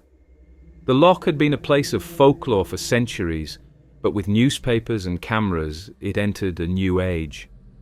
The monster became not just a story told by locals, but a spectacle broadcast to the world. Nessie was no longer the guardian of a single loch. She was a shared icon of mystery, a face that people everywhere could recognize. Even today, when the photograph is routinely acknowledged as a hoax, it continues to appear in discussions of Nessie. Books still print it, documentaries still reference it, and countless websites still feature it. Its endurance is proof of how deeply it shaped the monster's identity. We may know it was false, but it remains the definitive portrait of a creature that refuses to die. The surgeon's photo thus occupies a paradoxical place in the history of Loch Ness. It is both the most important evidence ever presented and the most notorious hoax. It is both a betrayal and a gift, both a deception and a revelation. For without it, Nessie might have remained a local curiosity, a footnote in folklore. With it, she became a legend known across the globe. And as the decades passed, with the photo still haunting magazines and postcards, people continued to stand by the loch, eyes scanning the water, hoping to glimpse the monster for themselves. They did not come to see a kelpie or a demon. They came to see the shape captured in 1934, the elegant neck arching from the waves. The surgeon's photo gave Nessie her body, her identity, her face. But photographs alone could not sustain the legend. What kept it alive were the people who claimed to see the monster with their own eyes. Witness after witness came forward, from fishermen to motorists, from tourists to locals, each adding another piece to the puzzle. The surgeon's photo may have given Nessie her form, but it was the witnesses at the water's edge who gave her life. For all the photographs and sonar scans, for all the scientists who came with their instruments and the skeptics who came with their explanations, the heartbeat of the Loch Ness story has always remained with the people who stand by the water and swear they have seen something move. The witnesses are the lifeblood of the legend. Without them, Nessie would have been nothing more than a clever hoax or a fading scrap of folklore. With them, she has remained alive for nearly a century, renewed with every generation by those who look out across the loch and glimpse the impossible. The shoreline of Loch Ness is long and varied, rocky in places, wooded in others, with stretches where the road runs so close to the water that motorists can glance directly into its dark expanse. These vantage points have made the loch one of the most intensely watched bodies of water in the world. From the 1930s onward, The witnesses multiplied, each bringing their own perspective, their own detail, their own moment of shock or wonder. One of the earliest to follow the Mackay's sighting was George Spicer, a respected Londoner driving with his wife along the New Road in the summer of 1933. They claimed to see an extraordinary creature crossing in front of their car, a long-bodied animal, grey in colour, with a neck like a massive serpent. It moved clumsily but quickly, dragging itself from the loch across the road and into the undergrowth. Spicer described it as unlike anything he had ever seen, a prehistoric thing out of time. His account, reported widely in the press, electrified readers. If true, it meant the monster was not confined to the water, but capable of venturing onto land, a detail that echoed older tales of the Ichwish and its amphibious appetite. Not long after, other motorists and locals began to come forward. Some described similar land sightings, others reported humps moving across the surface, wakes forming without boats, or shapes that seemed to rise and sink with deliberate motion. What gave these accounts weight was the diversity of the witnesses. They were not confined to any single group. Farmers, clergy, professionals, tourists, soldiers, policemen, all appeared in the record at one time or another. The variety gave the legend resilience. Skeptics might dismiss one witness as mistaken or fanciful, but dismissing hundreds became more difficult. The witnesses often spoke of the same details: the suddenness of the appearance, the scale of the creature, and the uncanny silence of the moment. Many described how their hearts raced, how they felt frozen as the sight unfolded. Some were adamant that they had seen a long neck, others insisted it was a series of humps, still others spoke of a vast shadow beneath the surface. The accounts rarely agreed in every detail, but they converged enough to create a consistent impression. Something large, alive, and unknown moved in Loch Ness. What makes these testimonies so compelling is not their photographic clarity, they rarely offer that, but the raw humanity of the experience. Many of the witnesses were not seeking fame. Some never even reported what they saw, confiding only to friends or family. Others came forward reluctantly, fearing ridicule. In their words, one often finds the same refrain: they knew what they had seen, and nothing would convince them otherwise. That certainty, repeated again and again, has kept the legend alive in ways no photograph could. Some of the most striking accounts came from those accustomed to the water itself, fishermen and boatmen whose lives were spent on the loch. These were people who knew every ripple, every quirk of current, every way the light could trick the eye. When they reported something unusual, it carried weight. More than once, fishermen spoke of nets torn from below or catches lost to something stronger than they could imagine. A few even claimed to see the monster surface near their boats, describing a vast dark body rolling through the water before vanishing silently into the depths. There were also accounts from groups of people, sightings witnessed by more than one pair of eyes. These carried particular weight, for they suggested that the phenomenon could not simply be dismissed as individual imagination. In some cases, entire busloads of tourists claimed to see disturbances in the loch, pointing and shouting as something strange moved against the waves. Whether or not what they saw was truly extraordinary, the power of collective witness amplified the legend. The monster was no longer confined to private visions, but shared experiences. The police even found themselves drawn into the story. In the 1930s and beyond, local constables occasionally reported their own encounters or were called to investigate claims. Though the authorities generally took no official stance on the monster, the fact that sworn officers lent their testimony added another layer of legitimacy. It was difficult to dismiss the word of men trained to observe and report. Not all witnesses were convinced believers. Some admitted uncertainty, describing what they saw as strange, but not necessarily monstrous. They spoke of wakes where no boat could be, shadows that might have been fish, shapes that defied easy categorization. Yet even these cautious accounts added to the accumulation of mystery. The very inability to explain what they had seen only deepened the sense that Loch Ness harbored something unusual. The media played a powerful role in amplifying these testimonies. Newspapers seized on witness reports, often dramatizing them, sometimes distorting them, but always ensuring they reached a wide audience. Radio broadcasts spread the stories further, and eventually television added a new dimension. Witnesses were interviewed on screen, their sincerity and emotion visible to millions. Some appeared shaken, others determined, but nearly all conveyed the same conviction. They had seen something real. For skeptics, the witness accounts posed a difficult challenge.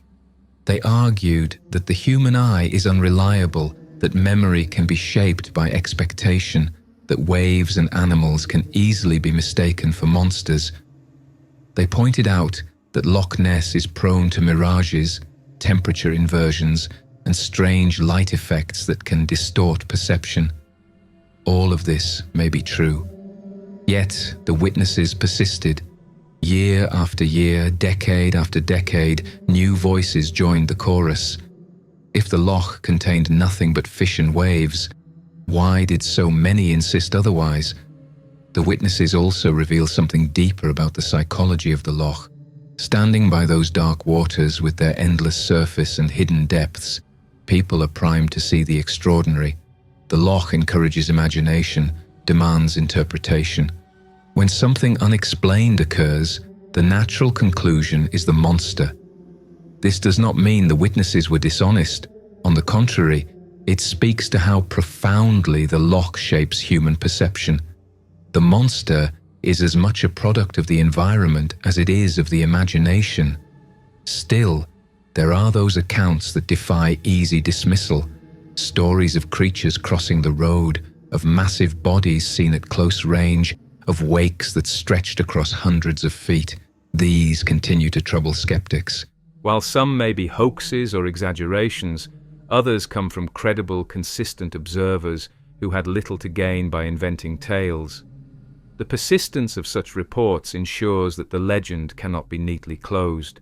Through it all, the witnesses gave Nessie her vitality.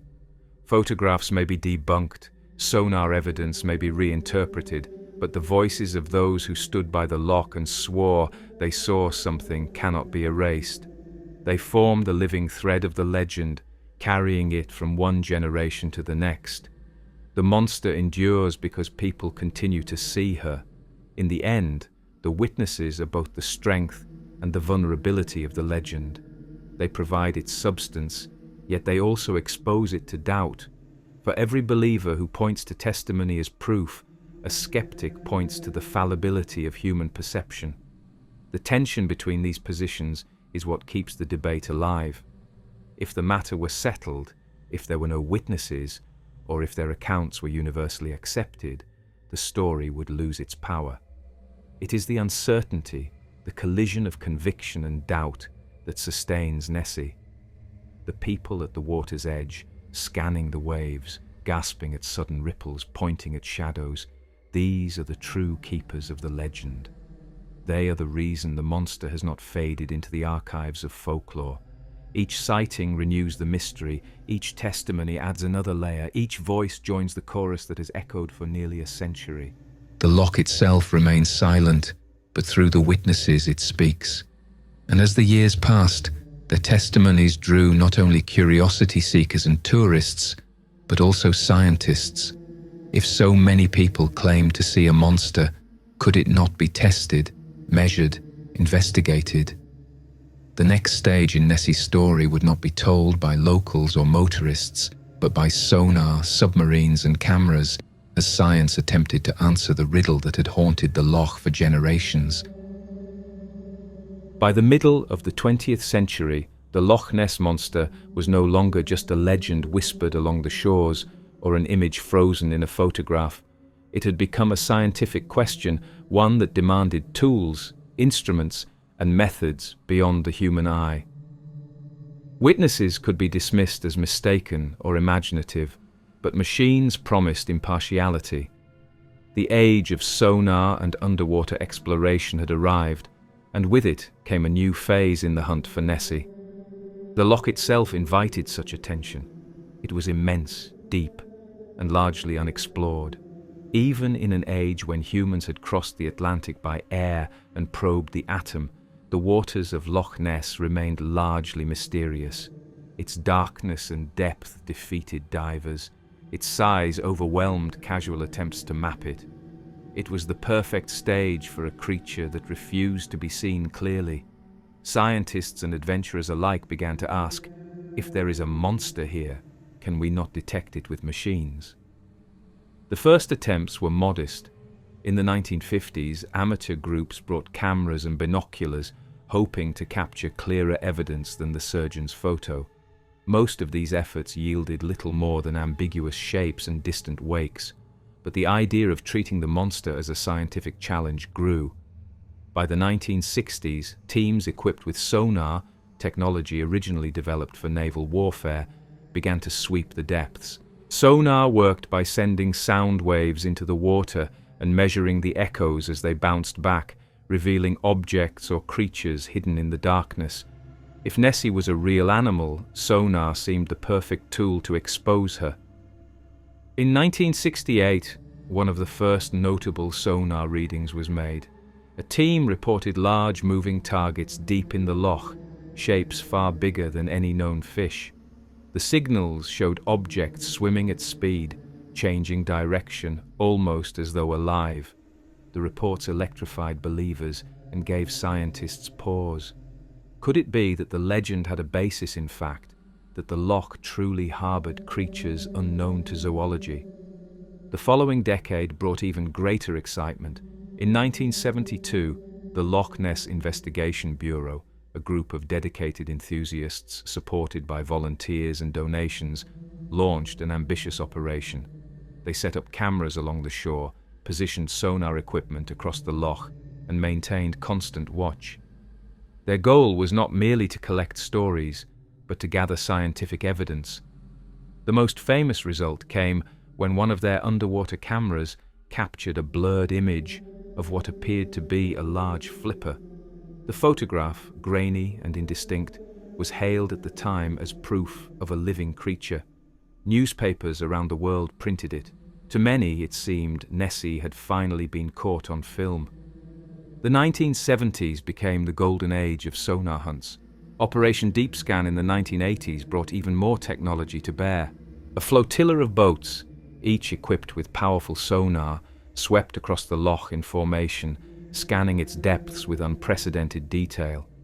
The operation was widely publicized, with journalists and cameras documenting every step. For days, the boats crisscrossed the loch, their equipment pinging the depths, their crews watching the monitors for any anomaly. And anomalies appeared. Several large moving targets were detected, deep below the surface, consistent with large animals. They were never identified. The results were tantalizing but inconclusive, exactly the kind of ambiguity that fuels a legend. Submarines, too, entered the hunt. In the 1960s and 70s, small submersibles designed for scientific research or film work were lowered into the loch. Pilots described the eerie experience of descending into total darkness, their spotlights illuminating only a few feet ahead before fading into black. The silence was profound, broken only by the hum of engines and the occasional ping of sonar. In that environment, the possibility of something vast swimming just out of sight felt very real. Some crews reported strange sonar echoes, shapes that seemed to move, but nothing that could be captured with certainty. For all the technology, the results remained elusive. Each new operation produced data that could be interpreted in multiple ways. Large sonar contacts might be schools of fish, drifting logs, or thermal layers in the water.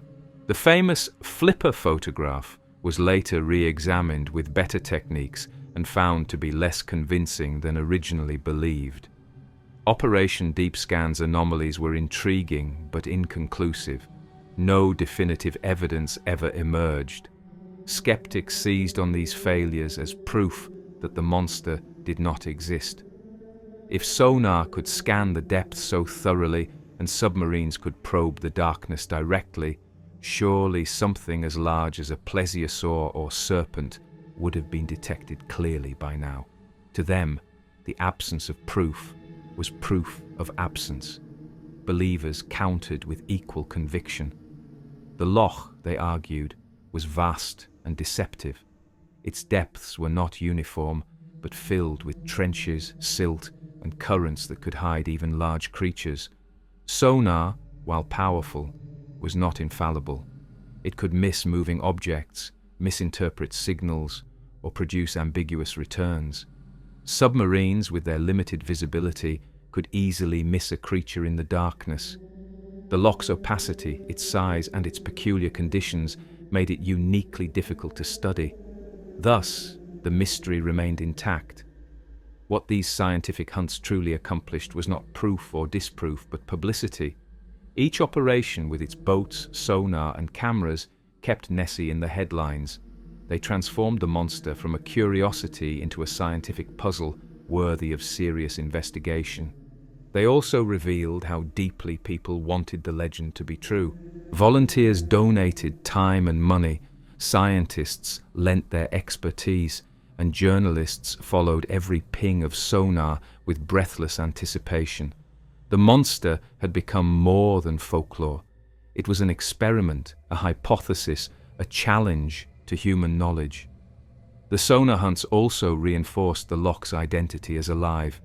The machines detected movement, anomalies, echoes that suggested something stirred in the darkness. Even if those somethings were fish, logs, or currents, the effect was the same. The Loch gave back signals of life. It refused to be silent. It seemed to play with the investigators, offering hints but never clarity, feeding the legend rather than resolving it.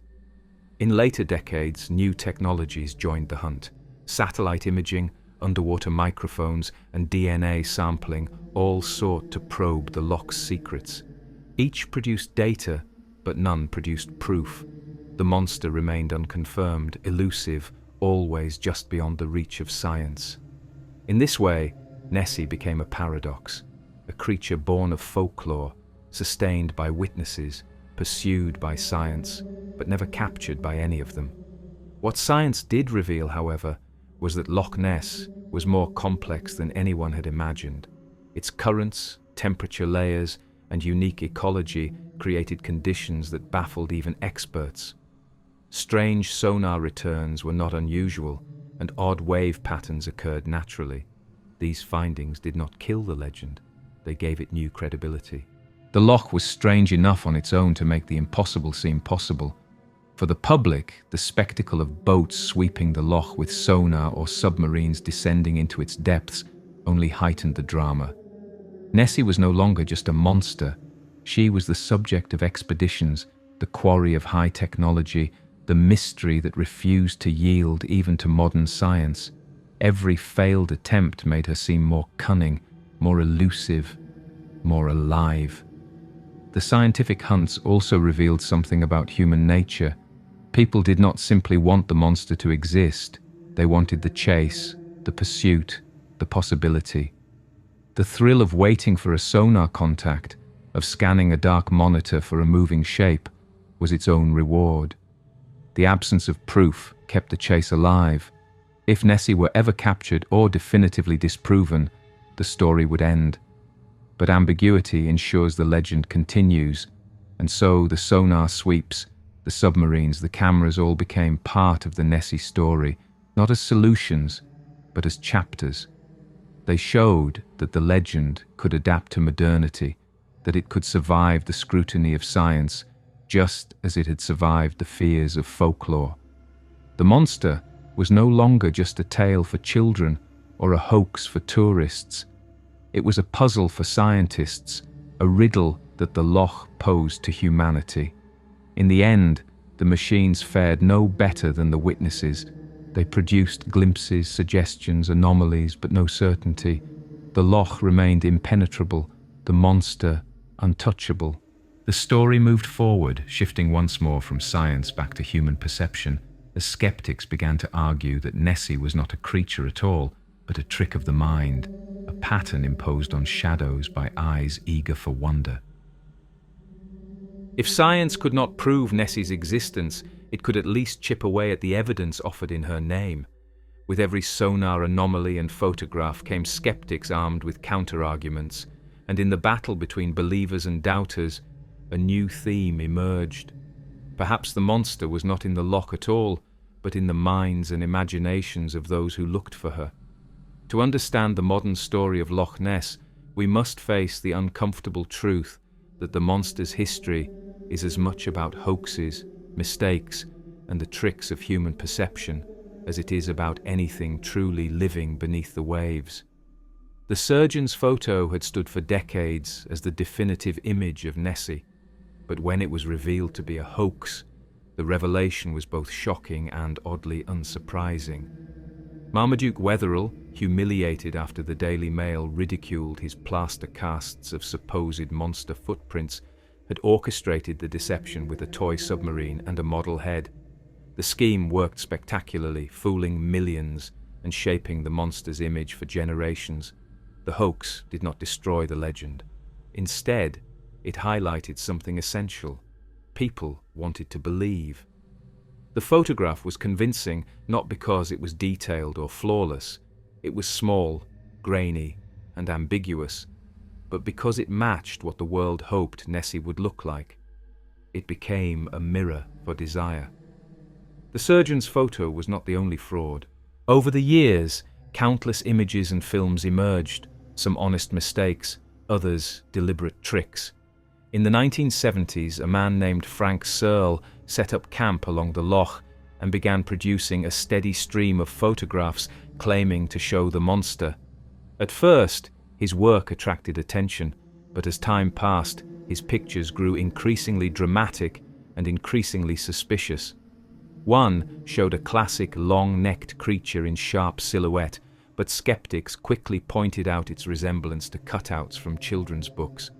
Others revealed crudely manipulated images, obvious composites pasted together. By the time Searle left the loch in disgrace, his name had become synonymous with Nessie hoaxing.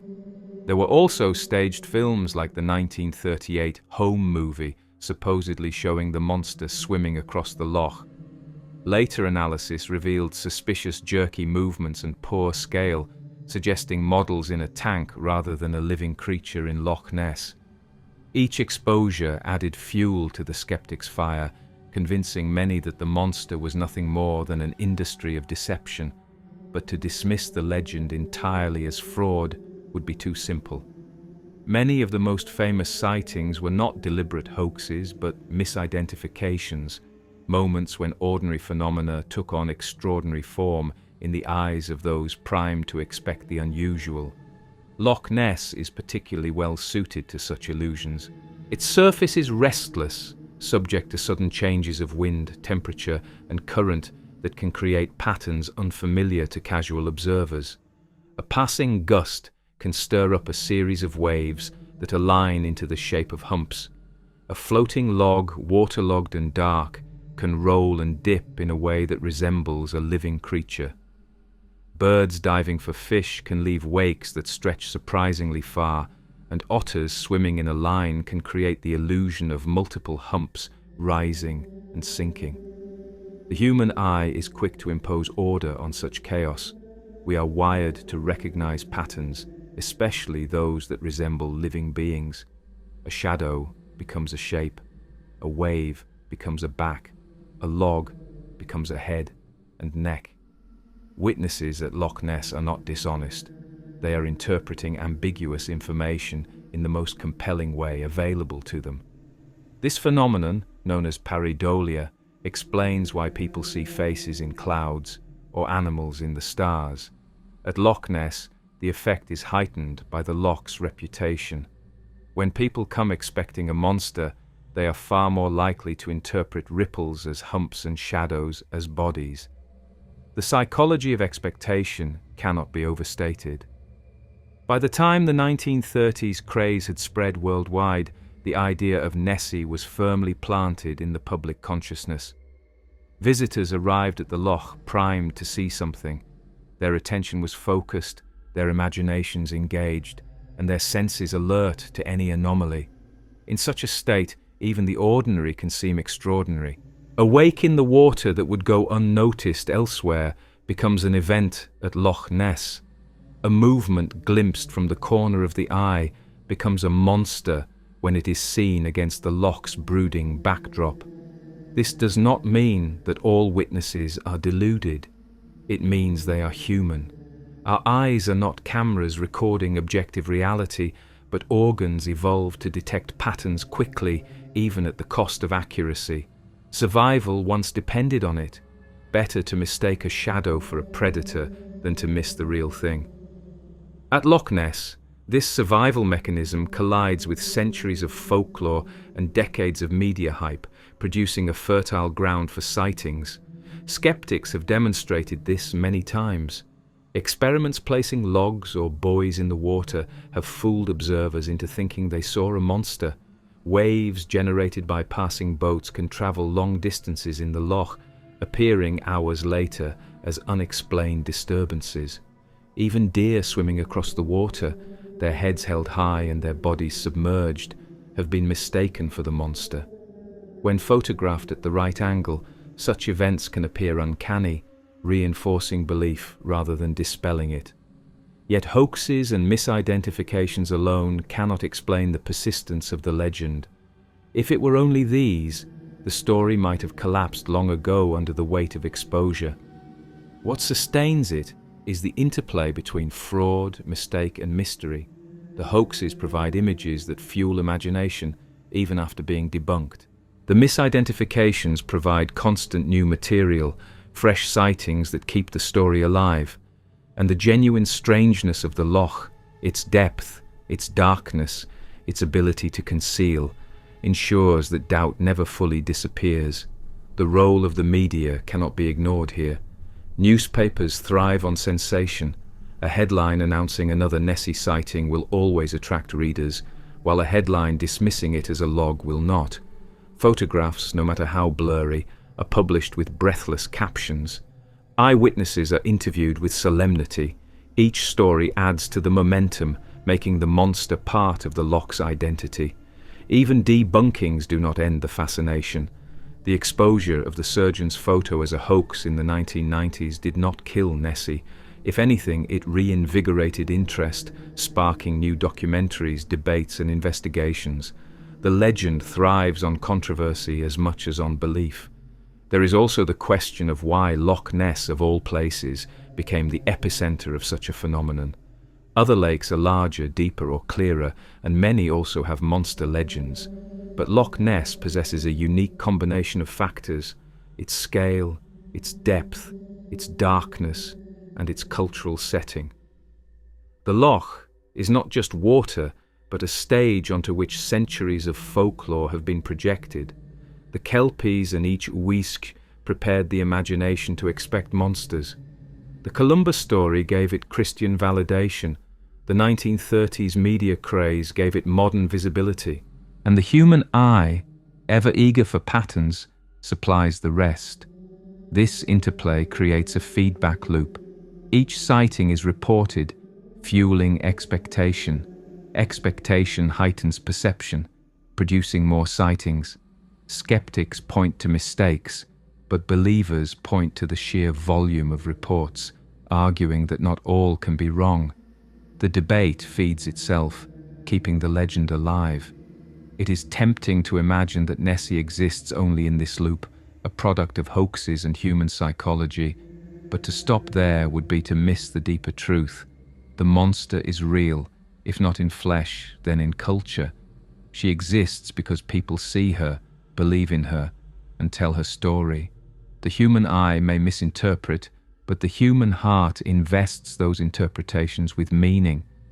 Nessie is not only a question of biology, she is a reflection of human longing for mystery, for wonder, for the possibility that the world still holds secrets. And so, the hoaxes, the misidentifications, the tricks of perception are not failures of the legend. They are its fuel. They provide the ambiguity that keeps the debate alive. Without them, Nessie might have been proven or disproven long ago. With them, she remains suspended in the realm of possibility, never confirmed, never denied, always waiting in the loch's dark waters. As the decades rolled on, the legend did not remain confined to Loch Ness alone. Other lakes, other countries produced their own monsters, their own reports of serpents and shadows in the water. Nessie was no longer alone, but part of a global family of lake legends, each reflecting local landscapes and cultures, yet all echoing the same themes of mystery and fear. Nessie may be the most famous lake monster in the world, but she is far from alone. Across continents and centuries, cultures have looked into deep, dark waters and imagined that something vast and hidden lurks beneath the surface. These legends span from Scotland to Scandinavia, from Africa to the Americas, from Asia to the Arctic, and though the details differ, the themes are strikingly similar. Lakes and rivers, mysterious in their depths and unpredictable in their moods, have always been fertile ground for monsters. Loch Ness is not unique in inspiring such tales. What makes it unique is how its monster captured global attention.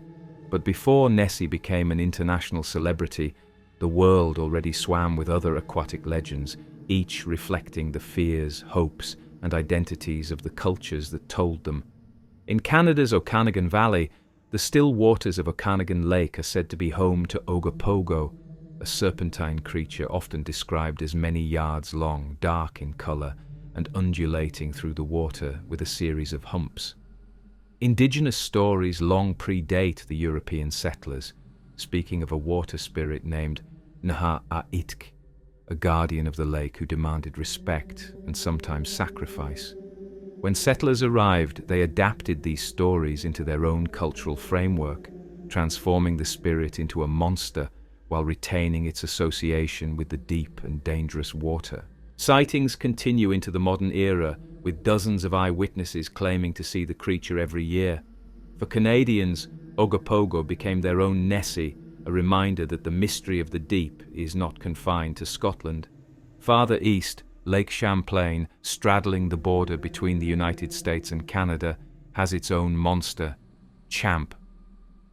Descriptions of Champ often echo those of Nessie, a long neck, multiple humps, a body gliding silently beneath the waves. Native American traditions told of giant serpents inhabiting the lake long before European colonization. In the 19th century, newspapers began publishing accounts of sightings, and by the 20th century, Champ had become a regional celebrity. Much like Nessie, Champ inspired scientific investigations, amateur hunts, and a tourism industry that capitalized on the monster's fame.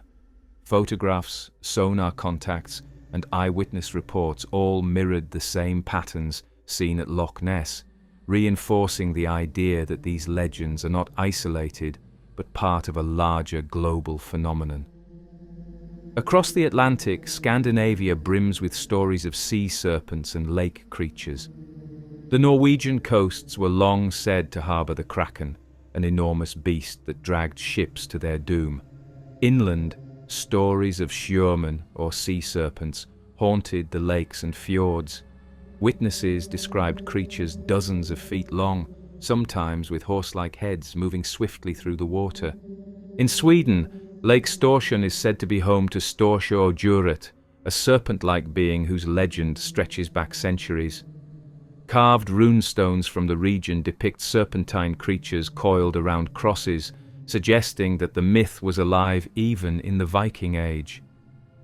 In Africa, the Congo River and Lake Tanganyika hold stories of monstrous beings, some described as serpents, others as dinosaur-like reptiles. The most famous of these is Mokele Mbembe, said to inhabit the Congo Basin.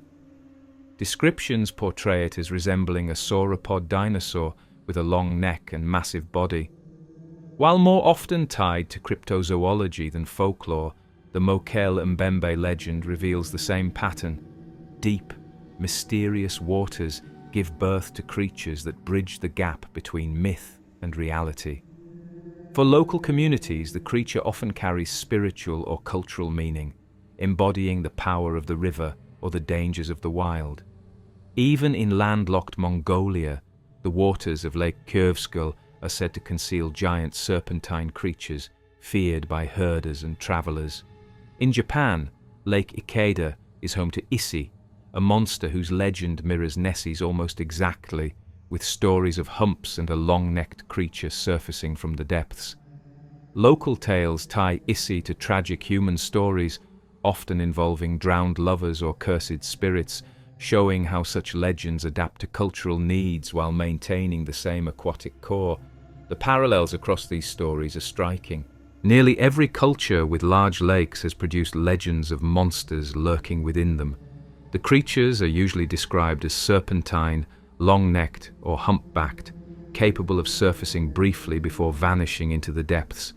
They often blend animal and supernatural traits, at once plausible and otherworldly, and they nearly always serve a dual function, as explanations for natural dangers and as expressions of cultural identity.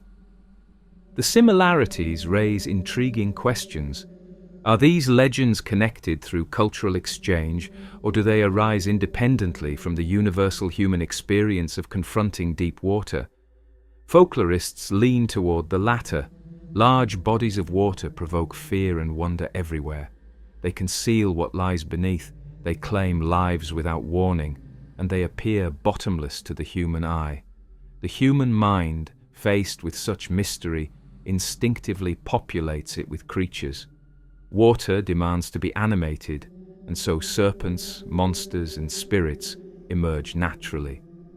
At the same time, cultural exchange cannot be discounted. European settlers carried their own traditions of water serpents to the New World, where they blended with indigenous stories to create new hybrids like Champ and Ogopogo. In the age of print and later film, stories traveled faster than ever, spreading motifs across continents. Nessie herself, once she entered the media spotlight in the 1930s, influenced other lake legends, giving them new life and new imagery. Ogopogo sightings increased dramatically after Nessie's fame, and descriptions of Issy in Japan began to mirror the plesiosaur silhouette popularized by the surgeon's photo. The global circulation of stories created a feedback loop, reinforcing old legends and standardizing their imagery. This interplay between local and global makes the study of lake monsters fascinating. Each is rooted in its landscape, reflecting the character of its waters and the world view of its people. Yet each also participates in a shared human pattern echoing across cultures. Nessie is both unique and universal, unique in her Scottish setting, universal in her form as a lake monster. Skeptics argue that these similarities reveal not hidden creatures, but shared psychology. The human brain is drawn to serpentine forms, to the undulating shapes of waves and shadows. In every lake, people see what they expect to see, and their expectations are shaped by cultural motifs. The monster is thus a projection, not a reality. Yet even if this is true, it does not diminish the cultural power of the legends. They reveal how people everywhere grapple with the unknown, giving form to the formless and life to the lifeless. What makes Nessie stand apart is not that she exists while others do not, but that her story captured the world's attention at precisely the right moment. The road built along the Loch in the 1930s, the explosion of mass media, the rise of modern science and paleontology, all converged to propel her into global fame. But beneath that fame lies the same ancient impulse that gave rise to Ogopogo, Champ, Storsio Juret, and Issy. The impulse to populate deep waters with monsters is not Scottish or Canadian or Japanese. It is human. The global lake legends also show how flexible the monster archetype is.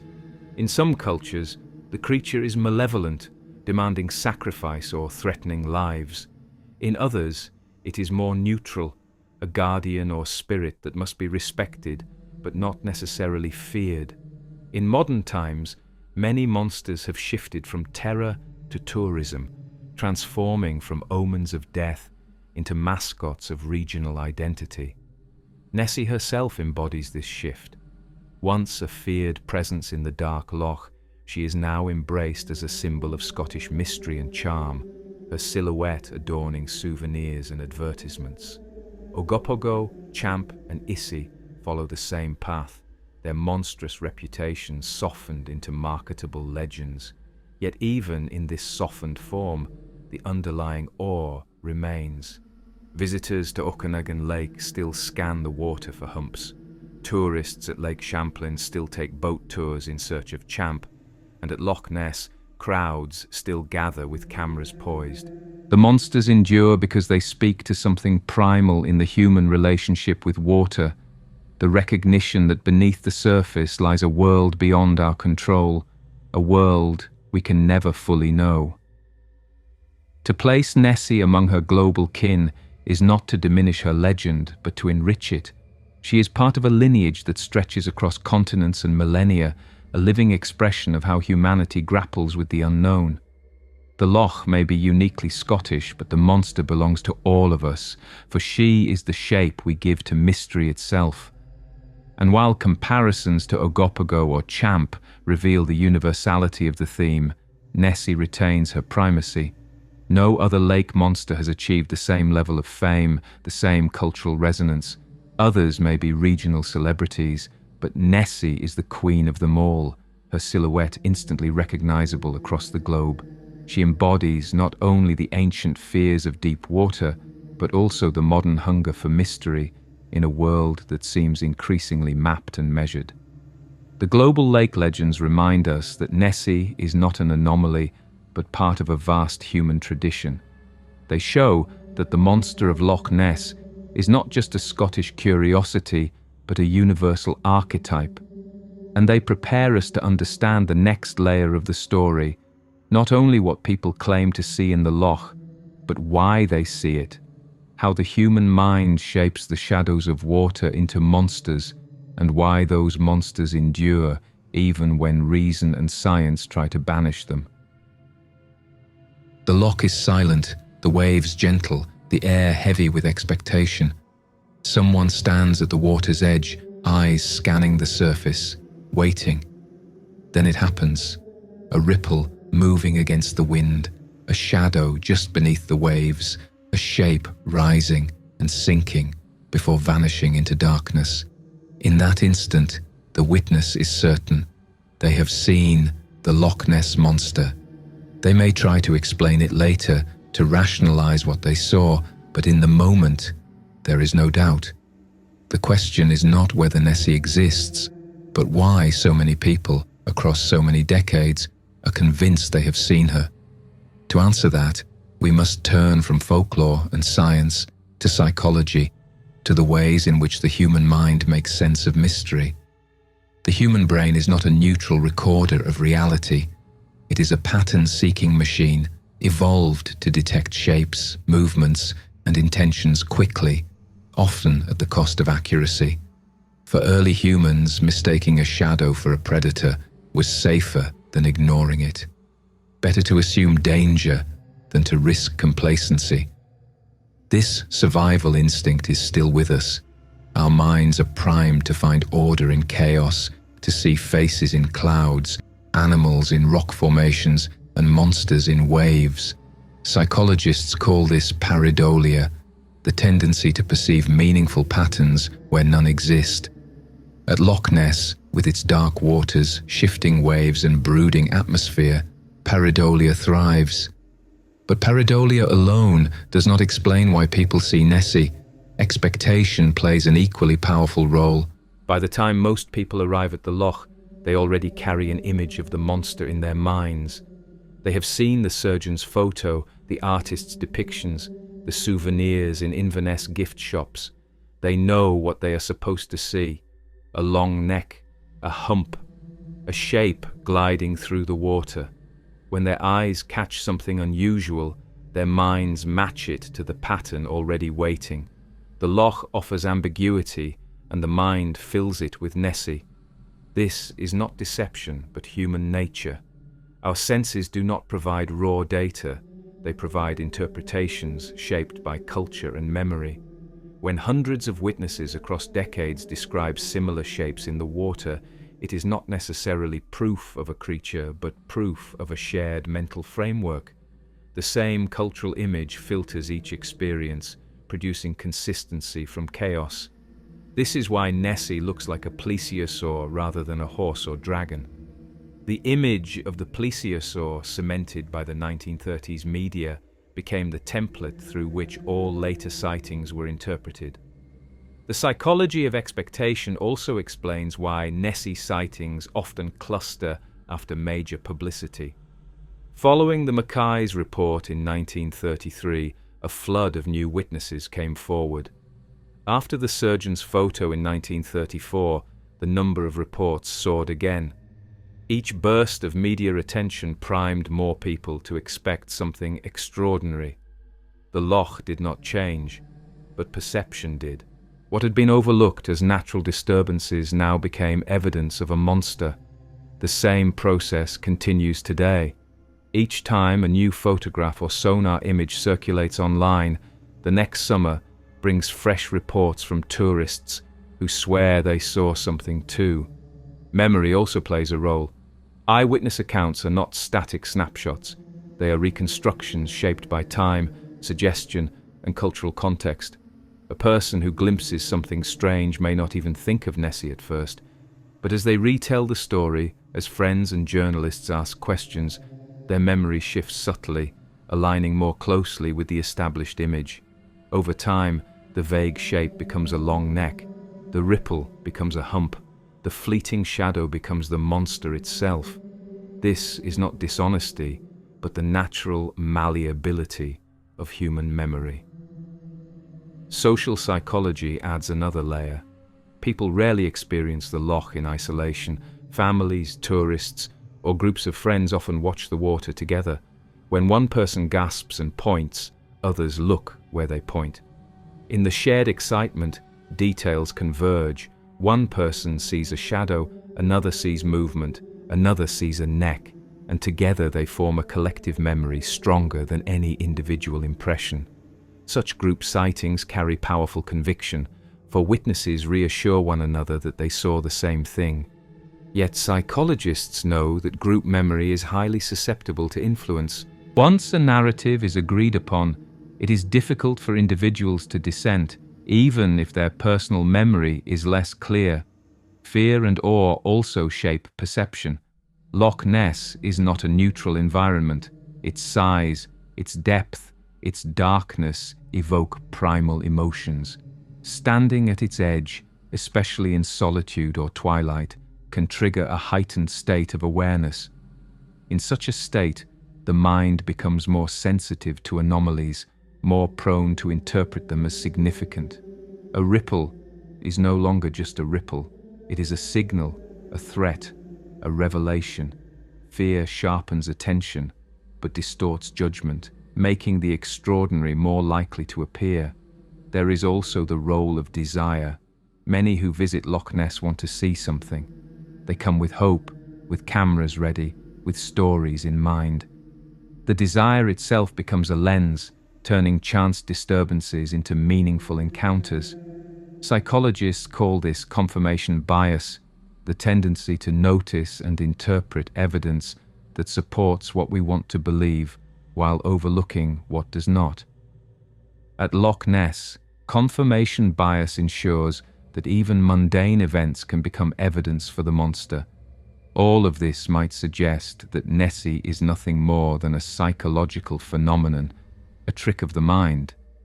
But that would be too simple. The psychology of seeing Nessie is not about dismissing the legend, but about understanding why it endures. People are not foolish for seeing monsters. They are human, and humanity has always filled the unknown with beings that embody our fears and fascinations. The loch offers ambiguity, the mind offers interpretation. Together, they produce a monster that is as real in experience as any creature could be. What makes Nessie especially powerful is the way her sightings blur the boundary between the ordinary and the extraordinary. A person sees something real, waves, shadows, animals, but interprets it in an extraordinary way. The experience is both grounded and transcendent, both explainable and inexplicable. This ambiguity is precisely what gives the legend its strength. If Nessie were seen clearly and proven real, she would become just another species. If she were never seen at all, the legend would die. It is the in-between state, sustained by psychology, that keeps her alive. The psychology of seeing Nessie also reveals something about collective culture. Belief in the monster is not evenly distributed. It is strongest where the legend is most embedded, among locals who have grown up with the stories, among tourists who come seeking the mystery, among cultures where lake monsters already exist. In these contexts, seeing Nessie is not just an individual experience, but a cultural act, a way of participating in a shared story. To see the monster is to become part of the legend, to add one's own voice to the centuries-old chorus. Skeptics often point out that modern cameras and smartphones should have eliminated ambiguity. If Nessie exists, why do photographs remain blurry, distant, inconclusive? The psychological answer is that people rarely photograph what they see in the moment of awe. They stare, they gasp, they fix the memory in their minds, but by the time they reach for a camera, the moment is gone. And when they do capture something, it is usually a ripple or shadow that looks far less impressive in still images than it did in the charged moment of perception. The mind remembers a monster, the camera records a wave. The gap between the two is where belief thrives. For believers, psychology may seem like an attempt to explain away the monster, to reduce her to illusion, but for others, it makes the legend even more fascinating. Nessie is not merely a question of biology, but a mirror of the human mind. She reveals how we see, how we remember, how we hope. She embodies not just the mystery of Loch Ness, but the mystery of perception itself. This is why the monster endures even in the face of hoaxes and failed investigations. The psychology ensures that new witnesses will always emerge, that new shapes will always be seen, that the loch will never be entirely empty. Each person who stands at its edge brings their own mind, their own expectations, their own desires. The loch provides the canvas, the mind provides the brush, and together they paint the monster again and again. In the end, the psychology of seeing Nessie is not about disproving her. It is about understanding why she persists, why she matters, why people continue to flock to the loch year after year.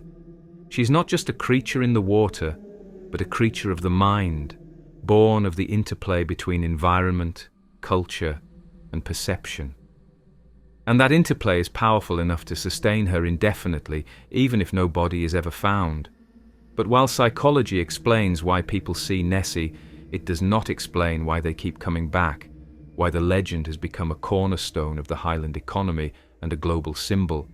To understand that, we must turn from the witnesses themselves to the broader industry that has grown around them, the way the monster has been transformed from a folkloric shadow into a commercial force, shaping not only imagination but livelihoods.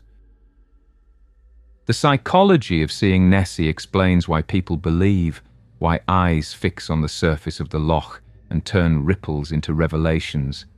But psychology alone does not explain why millions travel from across the world to stand on those shores, why Inverness thrives as a gateway to mystery, or why the silhouette of a long-necked creature appears on mugs, t-shirts, and roadside billboards.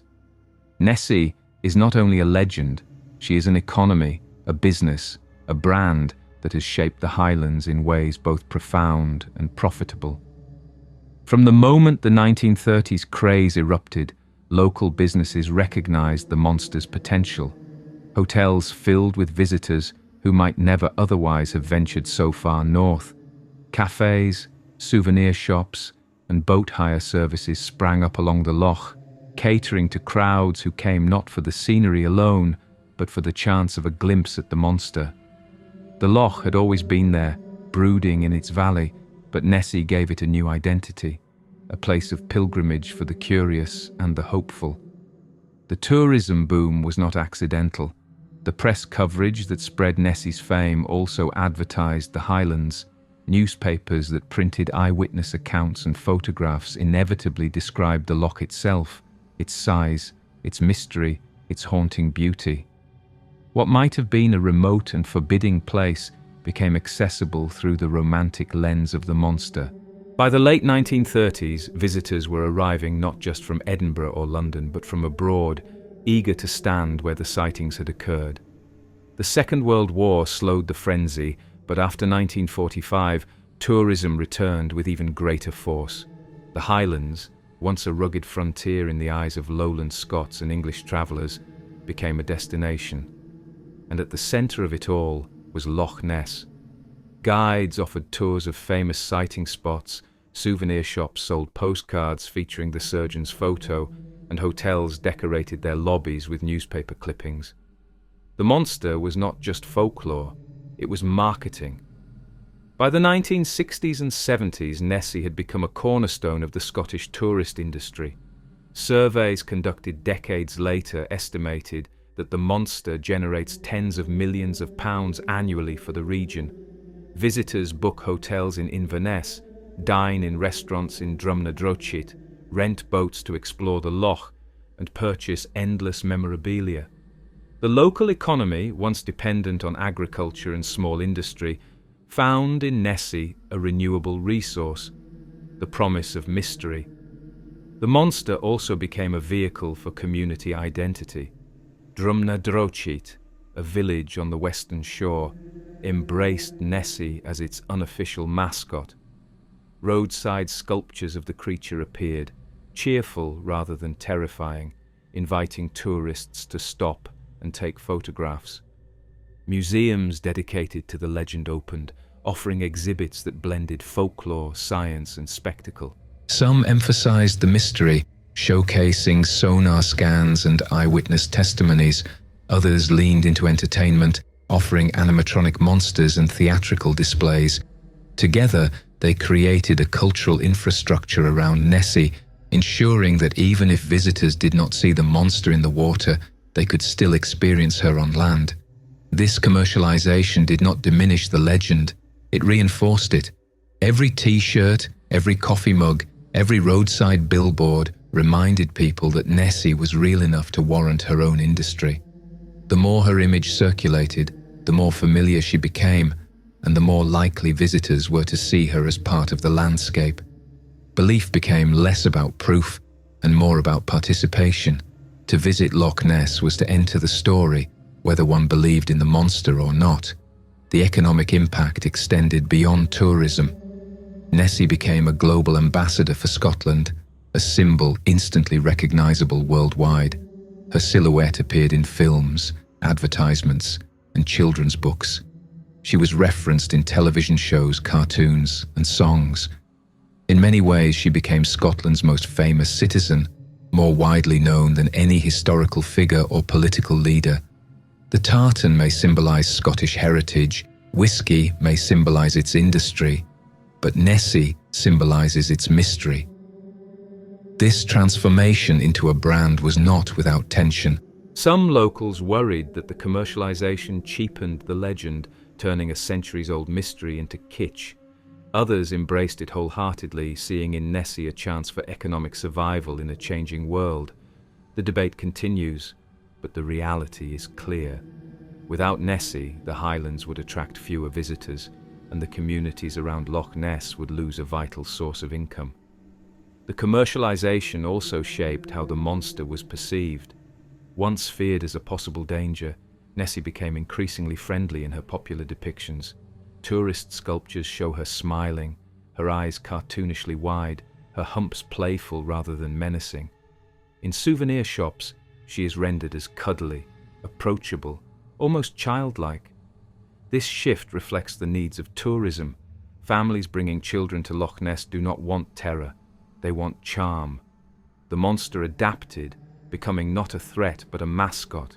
Yet beneath the smiling caricature, the darker legend remains, sustained by eyewitnesses and the brooding presence of the loch itself. The Nessie industry also reveals how myth and modernity intertwine.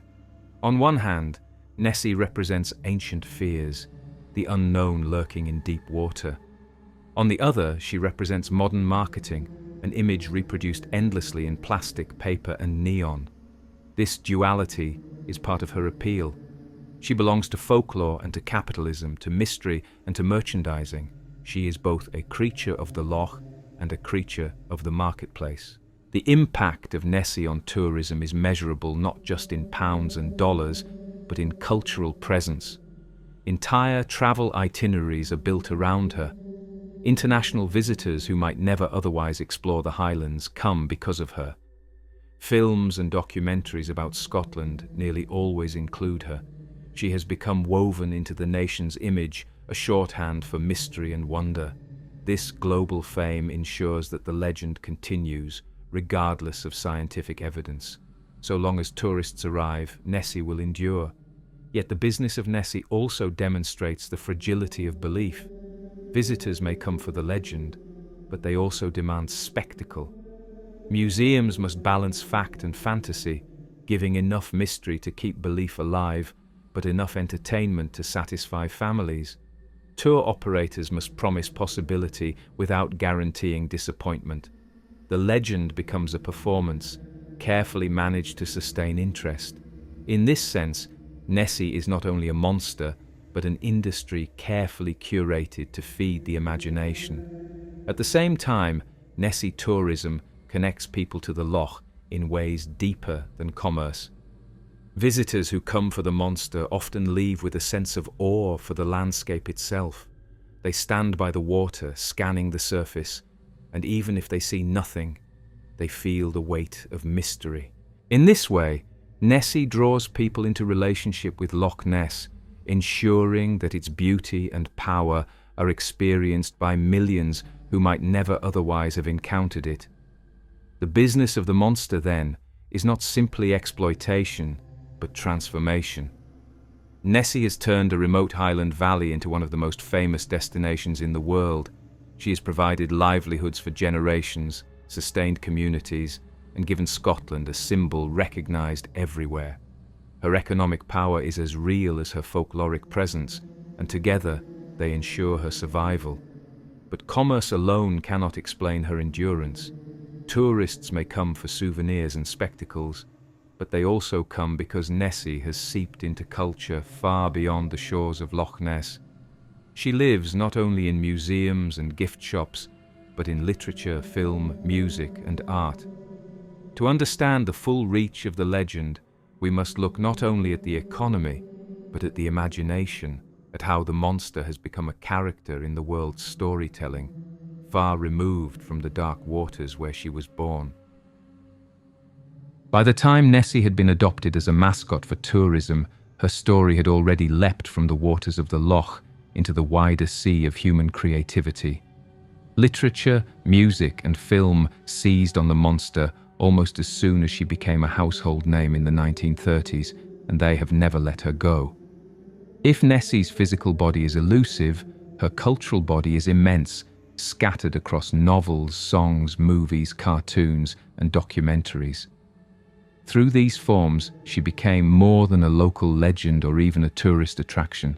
She became a myth of the modern world, a character in the shared imagination of humanity. The literary embrace of Loch Ness began almost immediately after the first great sightings of the 1930s.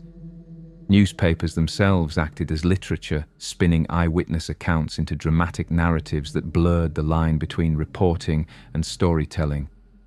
But soon, authors began to fold the monster into novels and essays. Children's books especially took to her, finding in the mystery of a hidden creature the perfect canvas for wonder and adventure. Early mid-century stories often presented Nessie as shy and misunderstood, a gentle giant lurking in the depths, more afraid of humans than dangerous to them. This interpretation softened the monster's folkloric roots as a threat, aligning her instead with the emerging cultural trend of sympathetic creatures, much like King Kong or even Frankenstein's monster, beings feared because they were different, not because they were evil. As time went on, the literary depictions diversified. Nessie appeared in detective novels, sometimes as the subject of hoaxes or mysteries to be solved. She appeared in fantasy, where the loch was not just a body of water, but a portal to other realms. In children's tales, she was playful, surfacing to help lost travelers or befriend curious children. In darker stories, she was a remnant of a prehistoric age, a survivor that proved nature's endurance. Each version drew from the same source but reflected the needs of its audience: for children, wonder; for adults, suspense; for all, the thrill of mystery. Nessie's literary presence was not limited to fiction. Serious works of cryptozoology, the study of hidden animals, devoted chapters and volumes to her. Writers like Rupert Gould in the 1930s and later Tim Dinsdale in the 1960s treated the monster as a genuine zoological question. Their books combined eyewitness accounts, sonar evidence, and personal investigations, written in tones of earnest exploration. These works were widely read, giving the monster a veneer of seriousness that kept the debate alive. They also inspired new generations of monster hunters who took to the loch with cameras and equipment, seeing themselves as continuing a literary and scientific quest. Beyond books, Nessie seeped into music. By the 1950s and 60s, songs about the monster appeared in Scotland, often humorous, celebrating her as a quirky local celebrity. Folk musicians wove her into ballads, treating her as a guardian of the Highlands or as a playful trickster. Later, pop and rock bands picked her up as a symbol, her name and image appearing in lyrics, album covers, and stage banter. Nessie's appeal in music was often tongue-in-cheek, but beneath the humour was affection. She was a symbol of Scottish identity, instantly recognisable and endearingly mysterious. In more serious compositions, composers treated the loch and its monster as subjects of grandeur. Orchestral works have been inspired by the brooding presence of Loch Ness, evoking its dark waters and the shadow of something stirring within. Even when Nessie herself was not mentioned by name, the association was inevitable. Audiences knew the legend, and the music tapped into the same emotions: awe, suspense, the thrill of the unknown. It was in film, however, that Nessie achieved her greatest cultural reach. The cinematic age was perfectly suited to her legend, for film thrives on spectacle, on showing the unseen. As early as the 1930s, newsreels and documentaries featured the loch, panning across its surface while narrators spoke of strange creatures.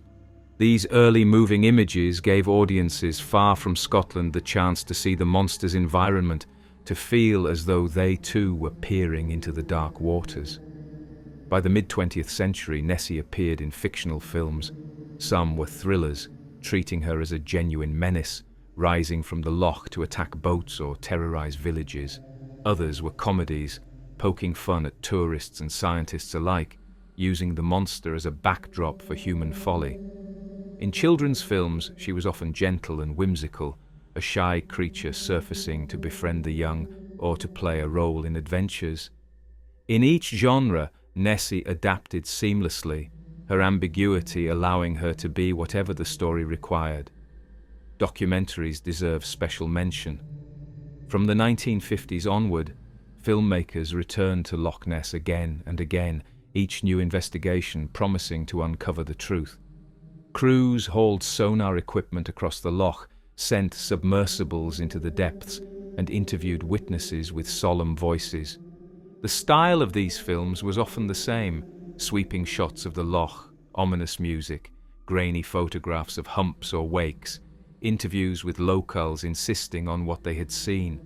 For decades, such documentaries kept Nessie in the public eye, each one leaving the question unresolved, each one reinforcing the sense that the mystery endured. Television expanded this reach further.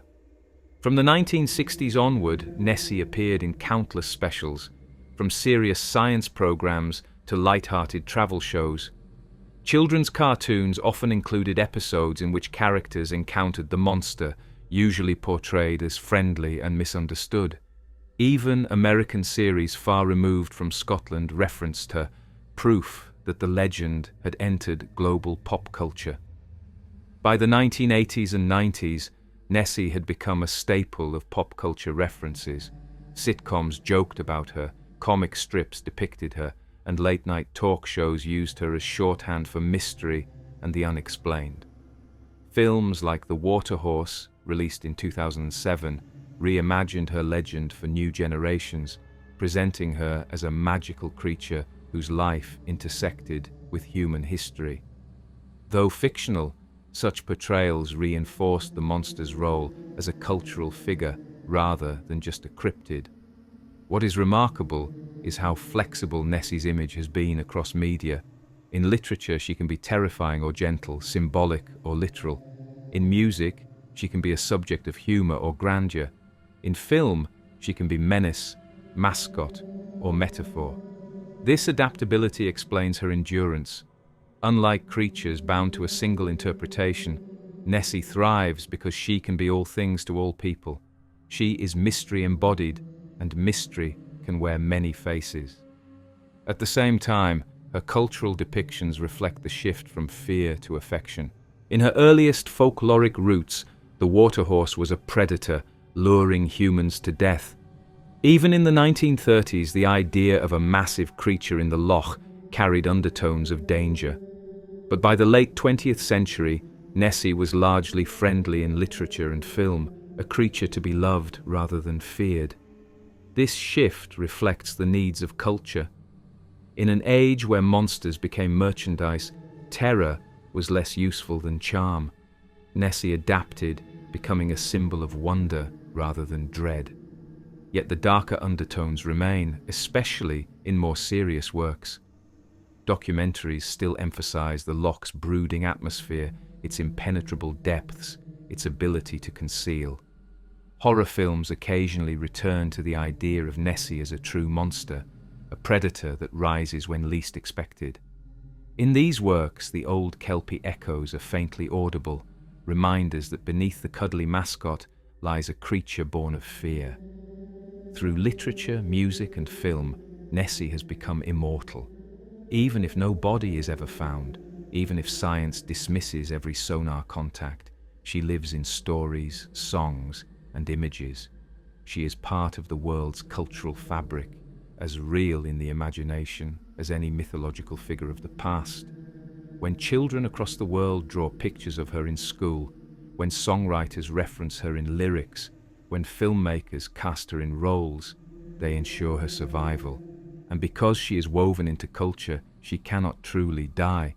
Proof or disproof is irrelevant. The loch could be drained tomorrow, and Nessie would still live in books, films, and songs. She is no longer confined to the Highlands, but belongs to the world. And in this sense, she joins the ranks of archetypes, creatures that stand not only for themselves, but for something deeper, something universal. Nessie is mystery itself, the embodiment of what remains hidden in a world that seems increasingly exposed. From literature to film, from folk ballads to children's cartoons, she has become a face of the unknown.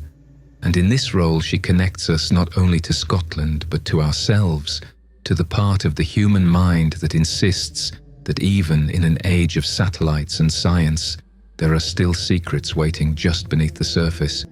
But the cultural embrace of Nessie in art and entertainment leads naturally into the question of why she holds such archetypal power. She is not just a character or a brand. She is a symbol, an image that resonates far beyond the loch itself. To understand her full significance, we must look not only at the stories told about her, but at what she represents in the human psyche, a guardian of the unknown, a reminder that some mysteries are meant to endure. The stories, the songs, the films, the toys, the tours, all of these prove that Nessie has become part of culture, but they do not fully explain why she holds such power. Plenty of tourist mascots and local curiosities exist, yet none have achieved the same global resonance. What makes the Loch Ness Monster different is not only her history or her setting, but her role as an archetype, a symbolic figure that embodies something older and deeper than Scotland alone. Nessie is not simply a creature that may or may not live in a loch. She is the face we give to the unknown, the guardian that stands at the boundary between what we know and what we fear may still lie hidden. Archetypes are not invented, they emerge. They are patterns that recur across cultures, taking different forms but carrying the same essential meaning. Water spirits, serpents, dragons, and hidden beasts appear in mythologies from Africa to Asia, from the Arctic to the Amazon. They represent danger, mystery, transformation, and power. Nessie belongs to this lineage, a modern manifestation of a figure that has haunted the human imagination since the first stories were told around fire. At her root, Nessie is a water guardian. Lakes and rivers have always been seen as thresholds, places where the world shifts, where the familiar gives way to the unknown. Water hides what lies beneath. It reflects the sky but conceals its depths. It is life-giving but also life-taking. To embody that duality, cultures imagined guardians, creatures that both protect and threaten, warning humans not to take water lightly. The Kelpies and Ichwisque were such guardians in the highlands, just as Naga were in India, just as dragons were in China, just as water serpents were in Native American traditions. Nessie inherits their mantle, standing watch over Loch Ness as their descendant. But she is more than a guardian of water. She is a guardian of the unknown itself. In an age when satellites map the globe and science catalogues species with precision, Nessie resists capture. She represents the possibility that the world still holds secrets, that not everything has been explained, that the map is not yet complete. This role resonates powerfully in modern culture, where mystery often seems diminished by technology. Nessie restores it, reminding us that the unknown is not gone, but waiting. Her form reflects this archetypal role. She is neither wholly monstrous nor wholly benign. The long neck and humps suggest danger, a creature capable of overturning boats or devouring prey. Yet her cultural portrayals soften her, making her approachable, even friendly. This ambiguity is essential. Archetypes thrive on duality. Nessie is at once fearsome and endearing, ancient and modern, folkloric and scientific. She is never pinned down, and that fluidity makes her endlessly adaptable. The archetype of the hidden monster also fulfills a psychological need. Humans crave mystery. We want to believe that the world is larger than ourselves, that there are still frontiers beyond our reach. For earlier generations, those frontiers were distant lands, uncharted oceans, unexplored jungles. In the modern age, those frontiers are fewer. The globe has been mapped, the mountains climbed, the seas crossed, but the depths of a highland loch still seem impenetrable. Nessie stands in that gap, embodying the unknown in a tangible, localized form. She is the reminder that mystery can live beside us, not just in far-off lands. She also embodies survival. The plesiosaur image, fixed in the public imagination since the 1930s, represents a creature out of time, a relic of prehistory. In this guise, Nessie becomes a symbol of endurance, of life persisting beyond extinction. She reassures us that not all is lost, that some wonders endure despite human progress and destruction. In a century marked by war, industrialization, and environmental change, that symbolism has deep resonance. The idea that a prehistoric creature survives in Loch Ness is not only thrilling, but comforting, a reminder that nature still holds surprises. At the same time, Nessie functions as a cultural mediator. She links Scotland's past to its present, its folklore to its economy, its landscape to its identity. She embodies the Highlands' mystique, carrying echoes of Celtic water horses, Christian saints, Enlightenment travelers, and modern scientists. She is a single figure through which multiple histories converge. In this way, she is not only a guardian of mystery, but of memory, ensuring that Scotland's landscape is never seen as ordinary, but always as enchanted.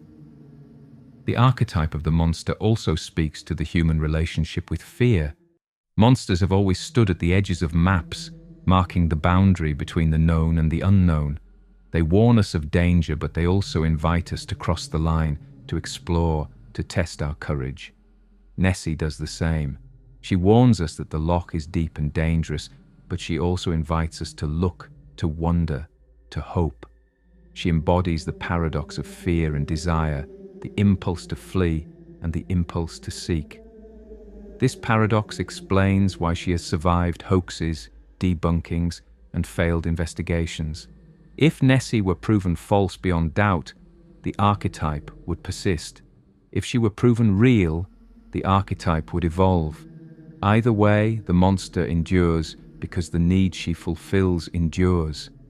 She is less about biology than about psychology, less about evidence than about meaning. Comparisons to other archetypes reveal her power. Bigfoot serves a similar role on land, embodying the unknown wilderness. UFOs and aliens serve it in the skies, embodying the unknown cosmos. Nessie embodies it in water, the most ancient and universal of all human mysteries. Together, these figures form a pantheon of modern myth, creatures that stand where our knowledge fails and our imagination begins. Nessie's role as archetype also explains her adaptability across media.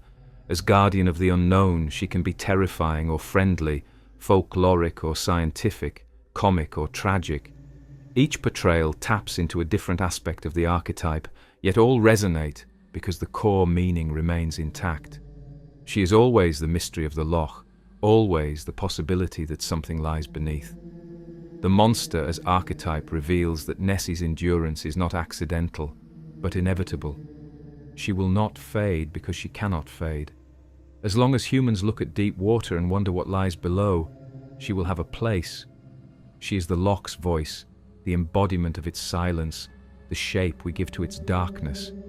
She is not just a creature in Scotland, but a universal guardian of mystery, standing watch over the unknown in all its forms. And yet, even archetypes evolve. Nessie has changed from demon to plesiosaur, from menace to mascot, from folklore to brand. She will change again, adapting to new cultural needs. Perhaps in the future she will be imagined as an ecological symbol, a reminder of what we must protect in a fragile world. Perhaps she will become a digital icon, living in memes and virtual reality as much as in stories. Whatever form she takes, the archetype beneath will remain, the monster as guardian of the unknown. And that leads to the final question, the one that haunts every story, every witness, every sonar scan.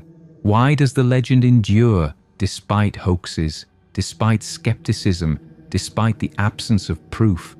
The answer lies not only in folklore, science, psychology, or economy, but in the very nature of human imagination.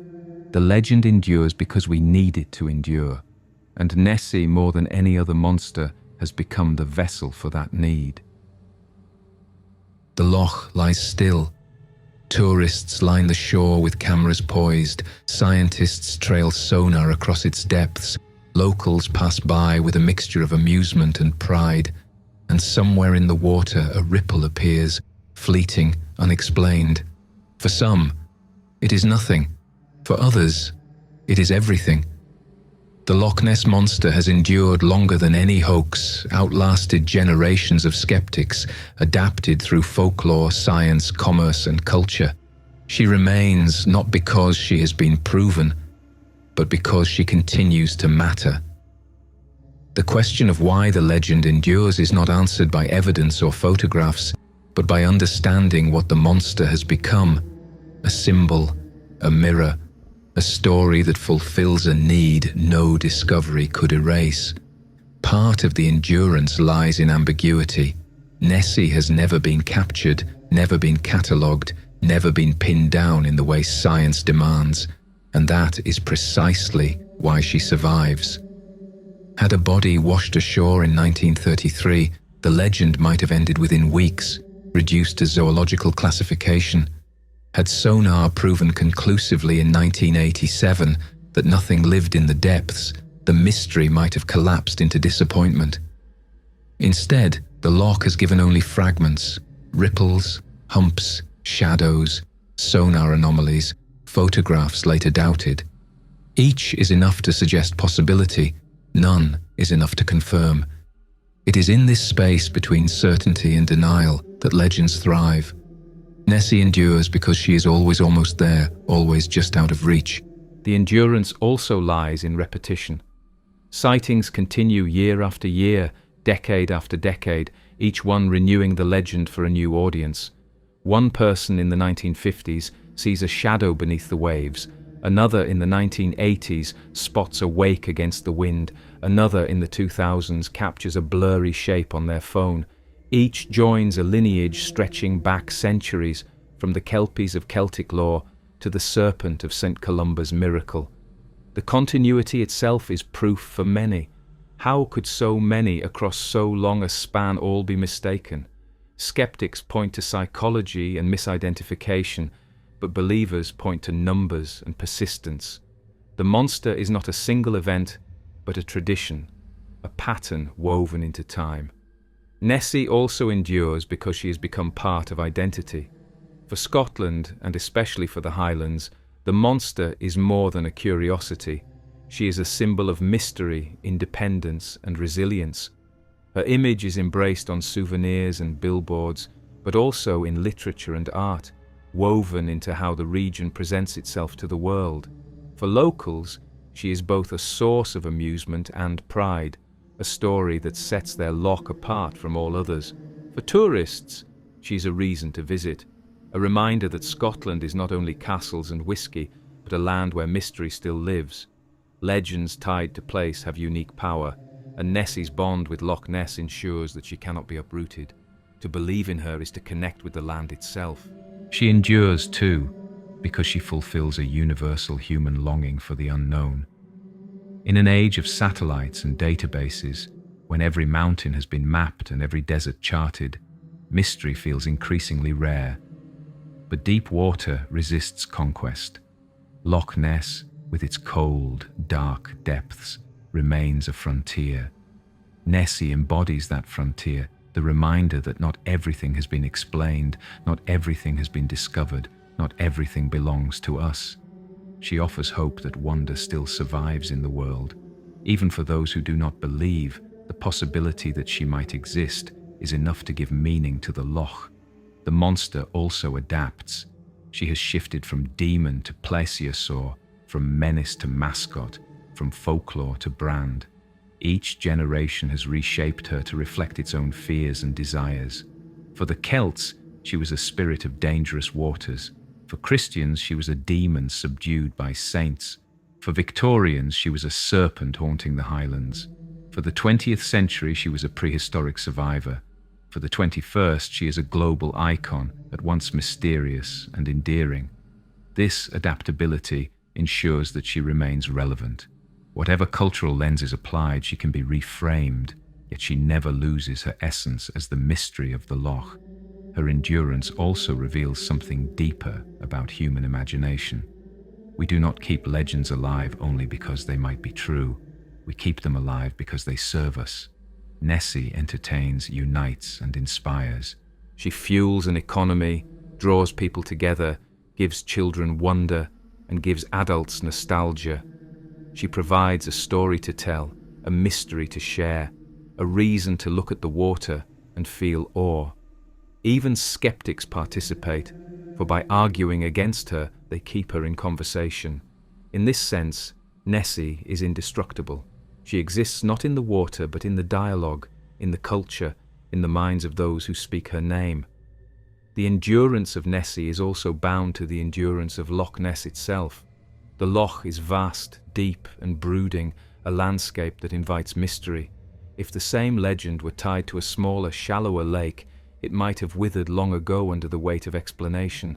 But Loch Ness resists. Its waters are opaque, its depths uncharted in places, its atmosphere heavy with silence. It feels ancient, secretive, eternal. The loch itself keeps the legend alive, for even without monsters it would inspire unease. Nessie is the loch personified, its mystery given form. As long as Loch Ness endures, so will she. There is also the role of hope. Believers and skeptics alike admit that part of the monster's power is the joy of possibility.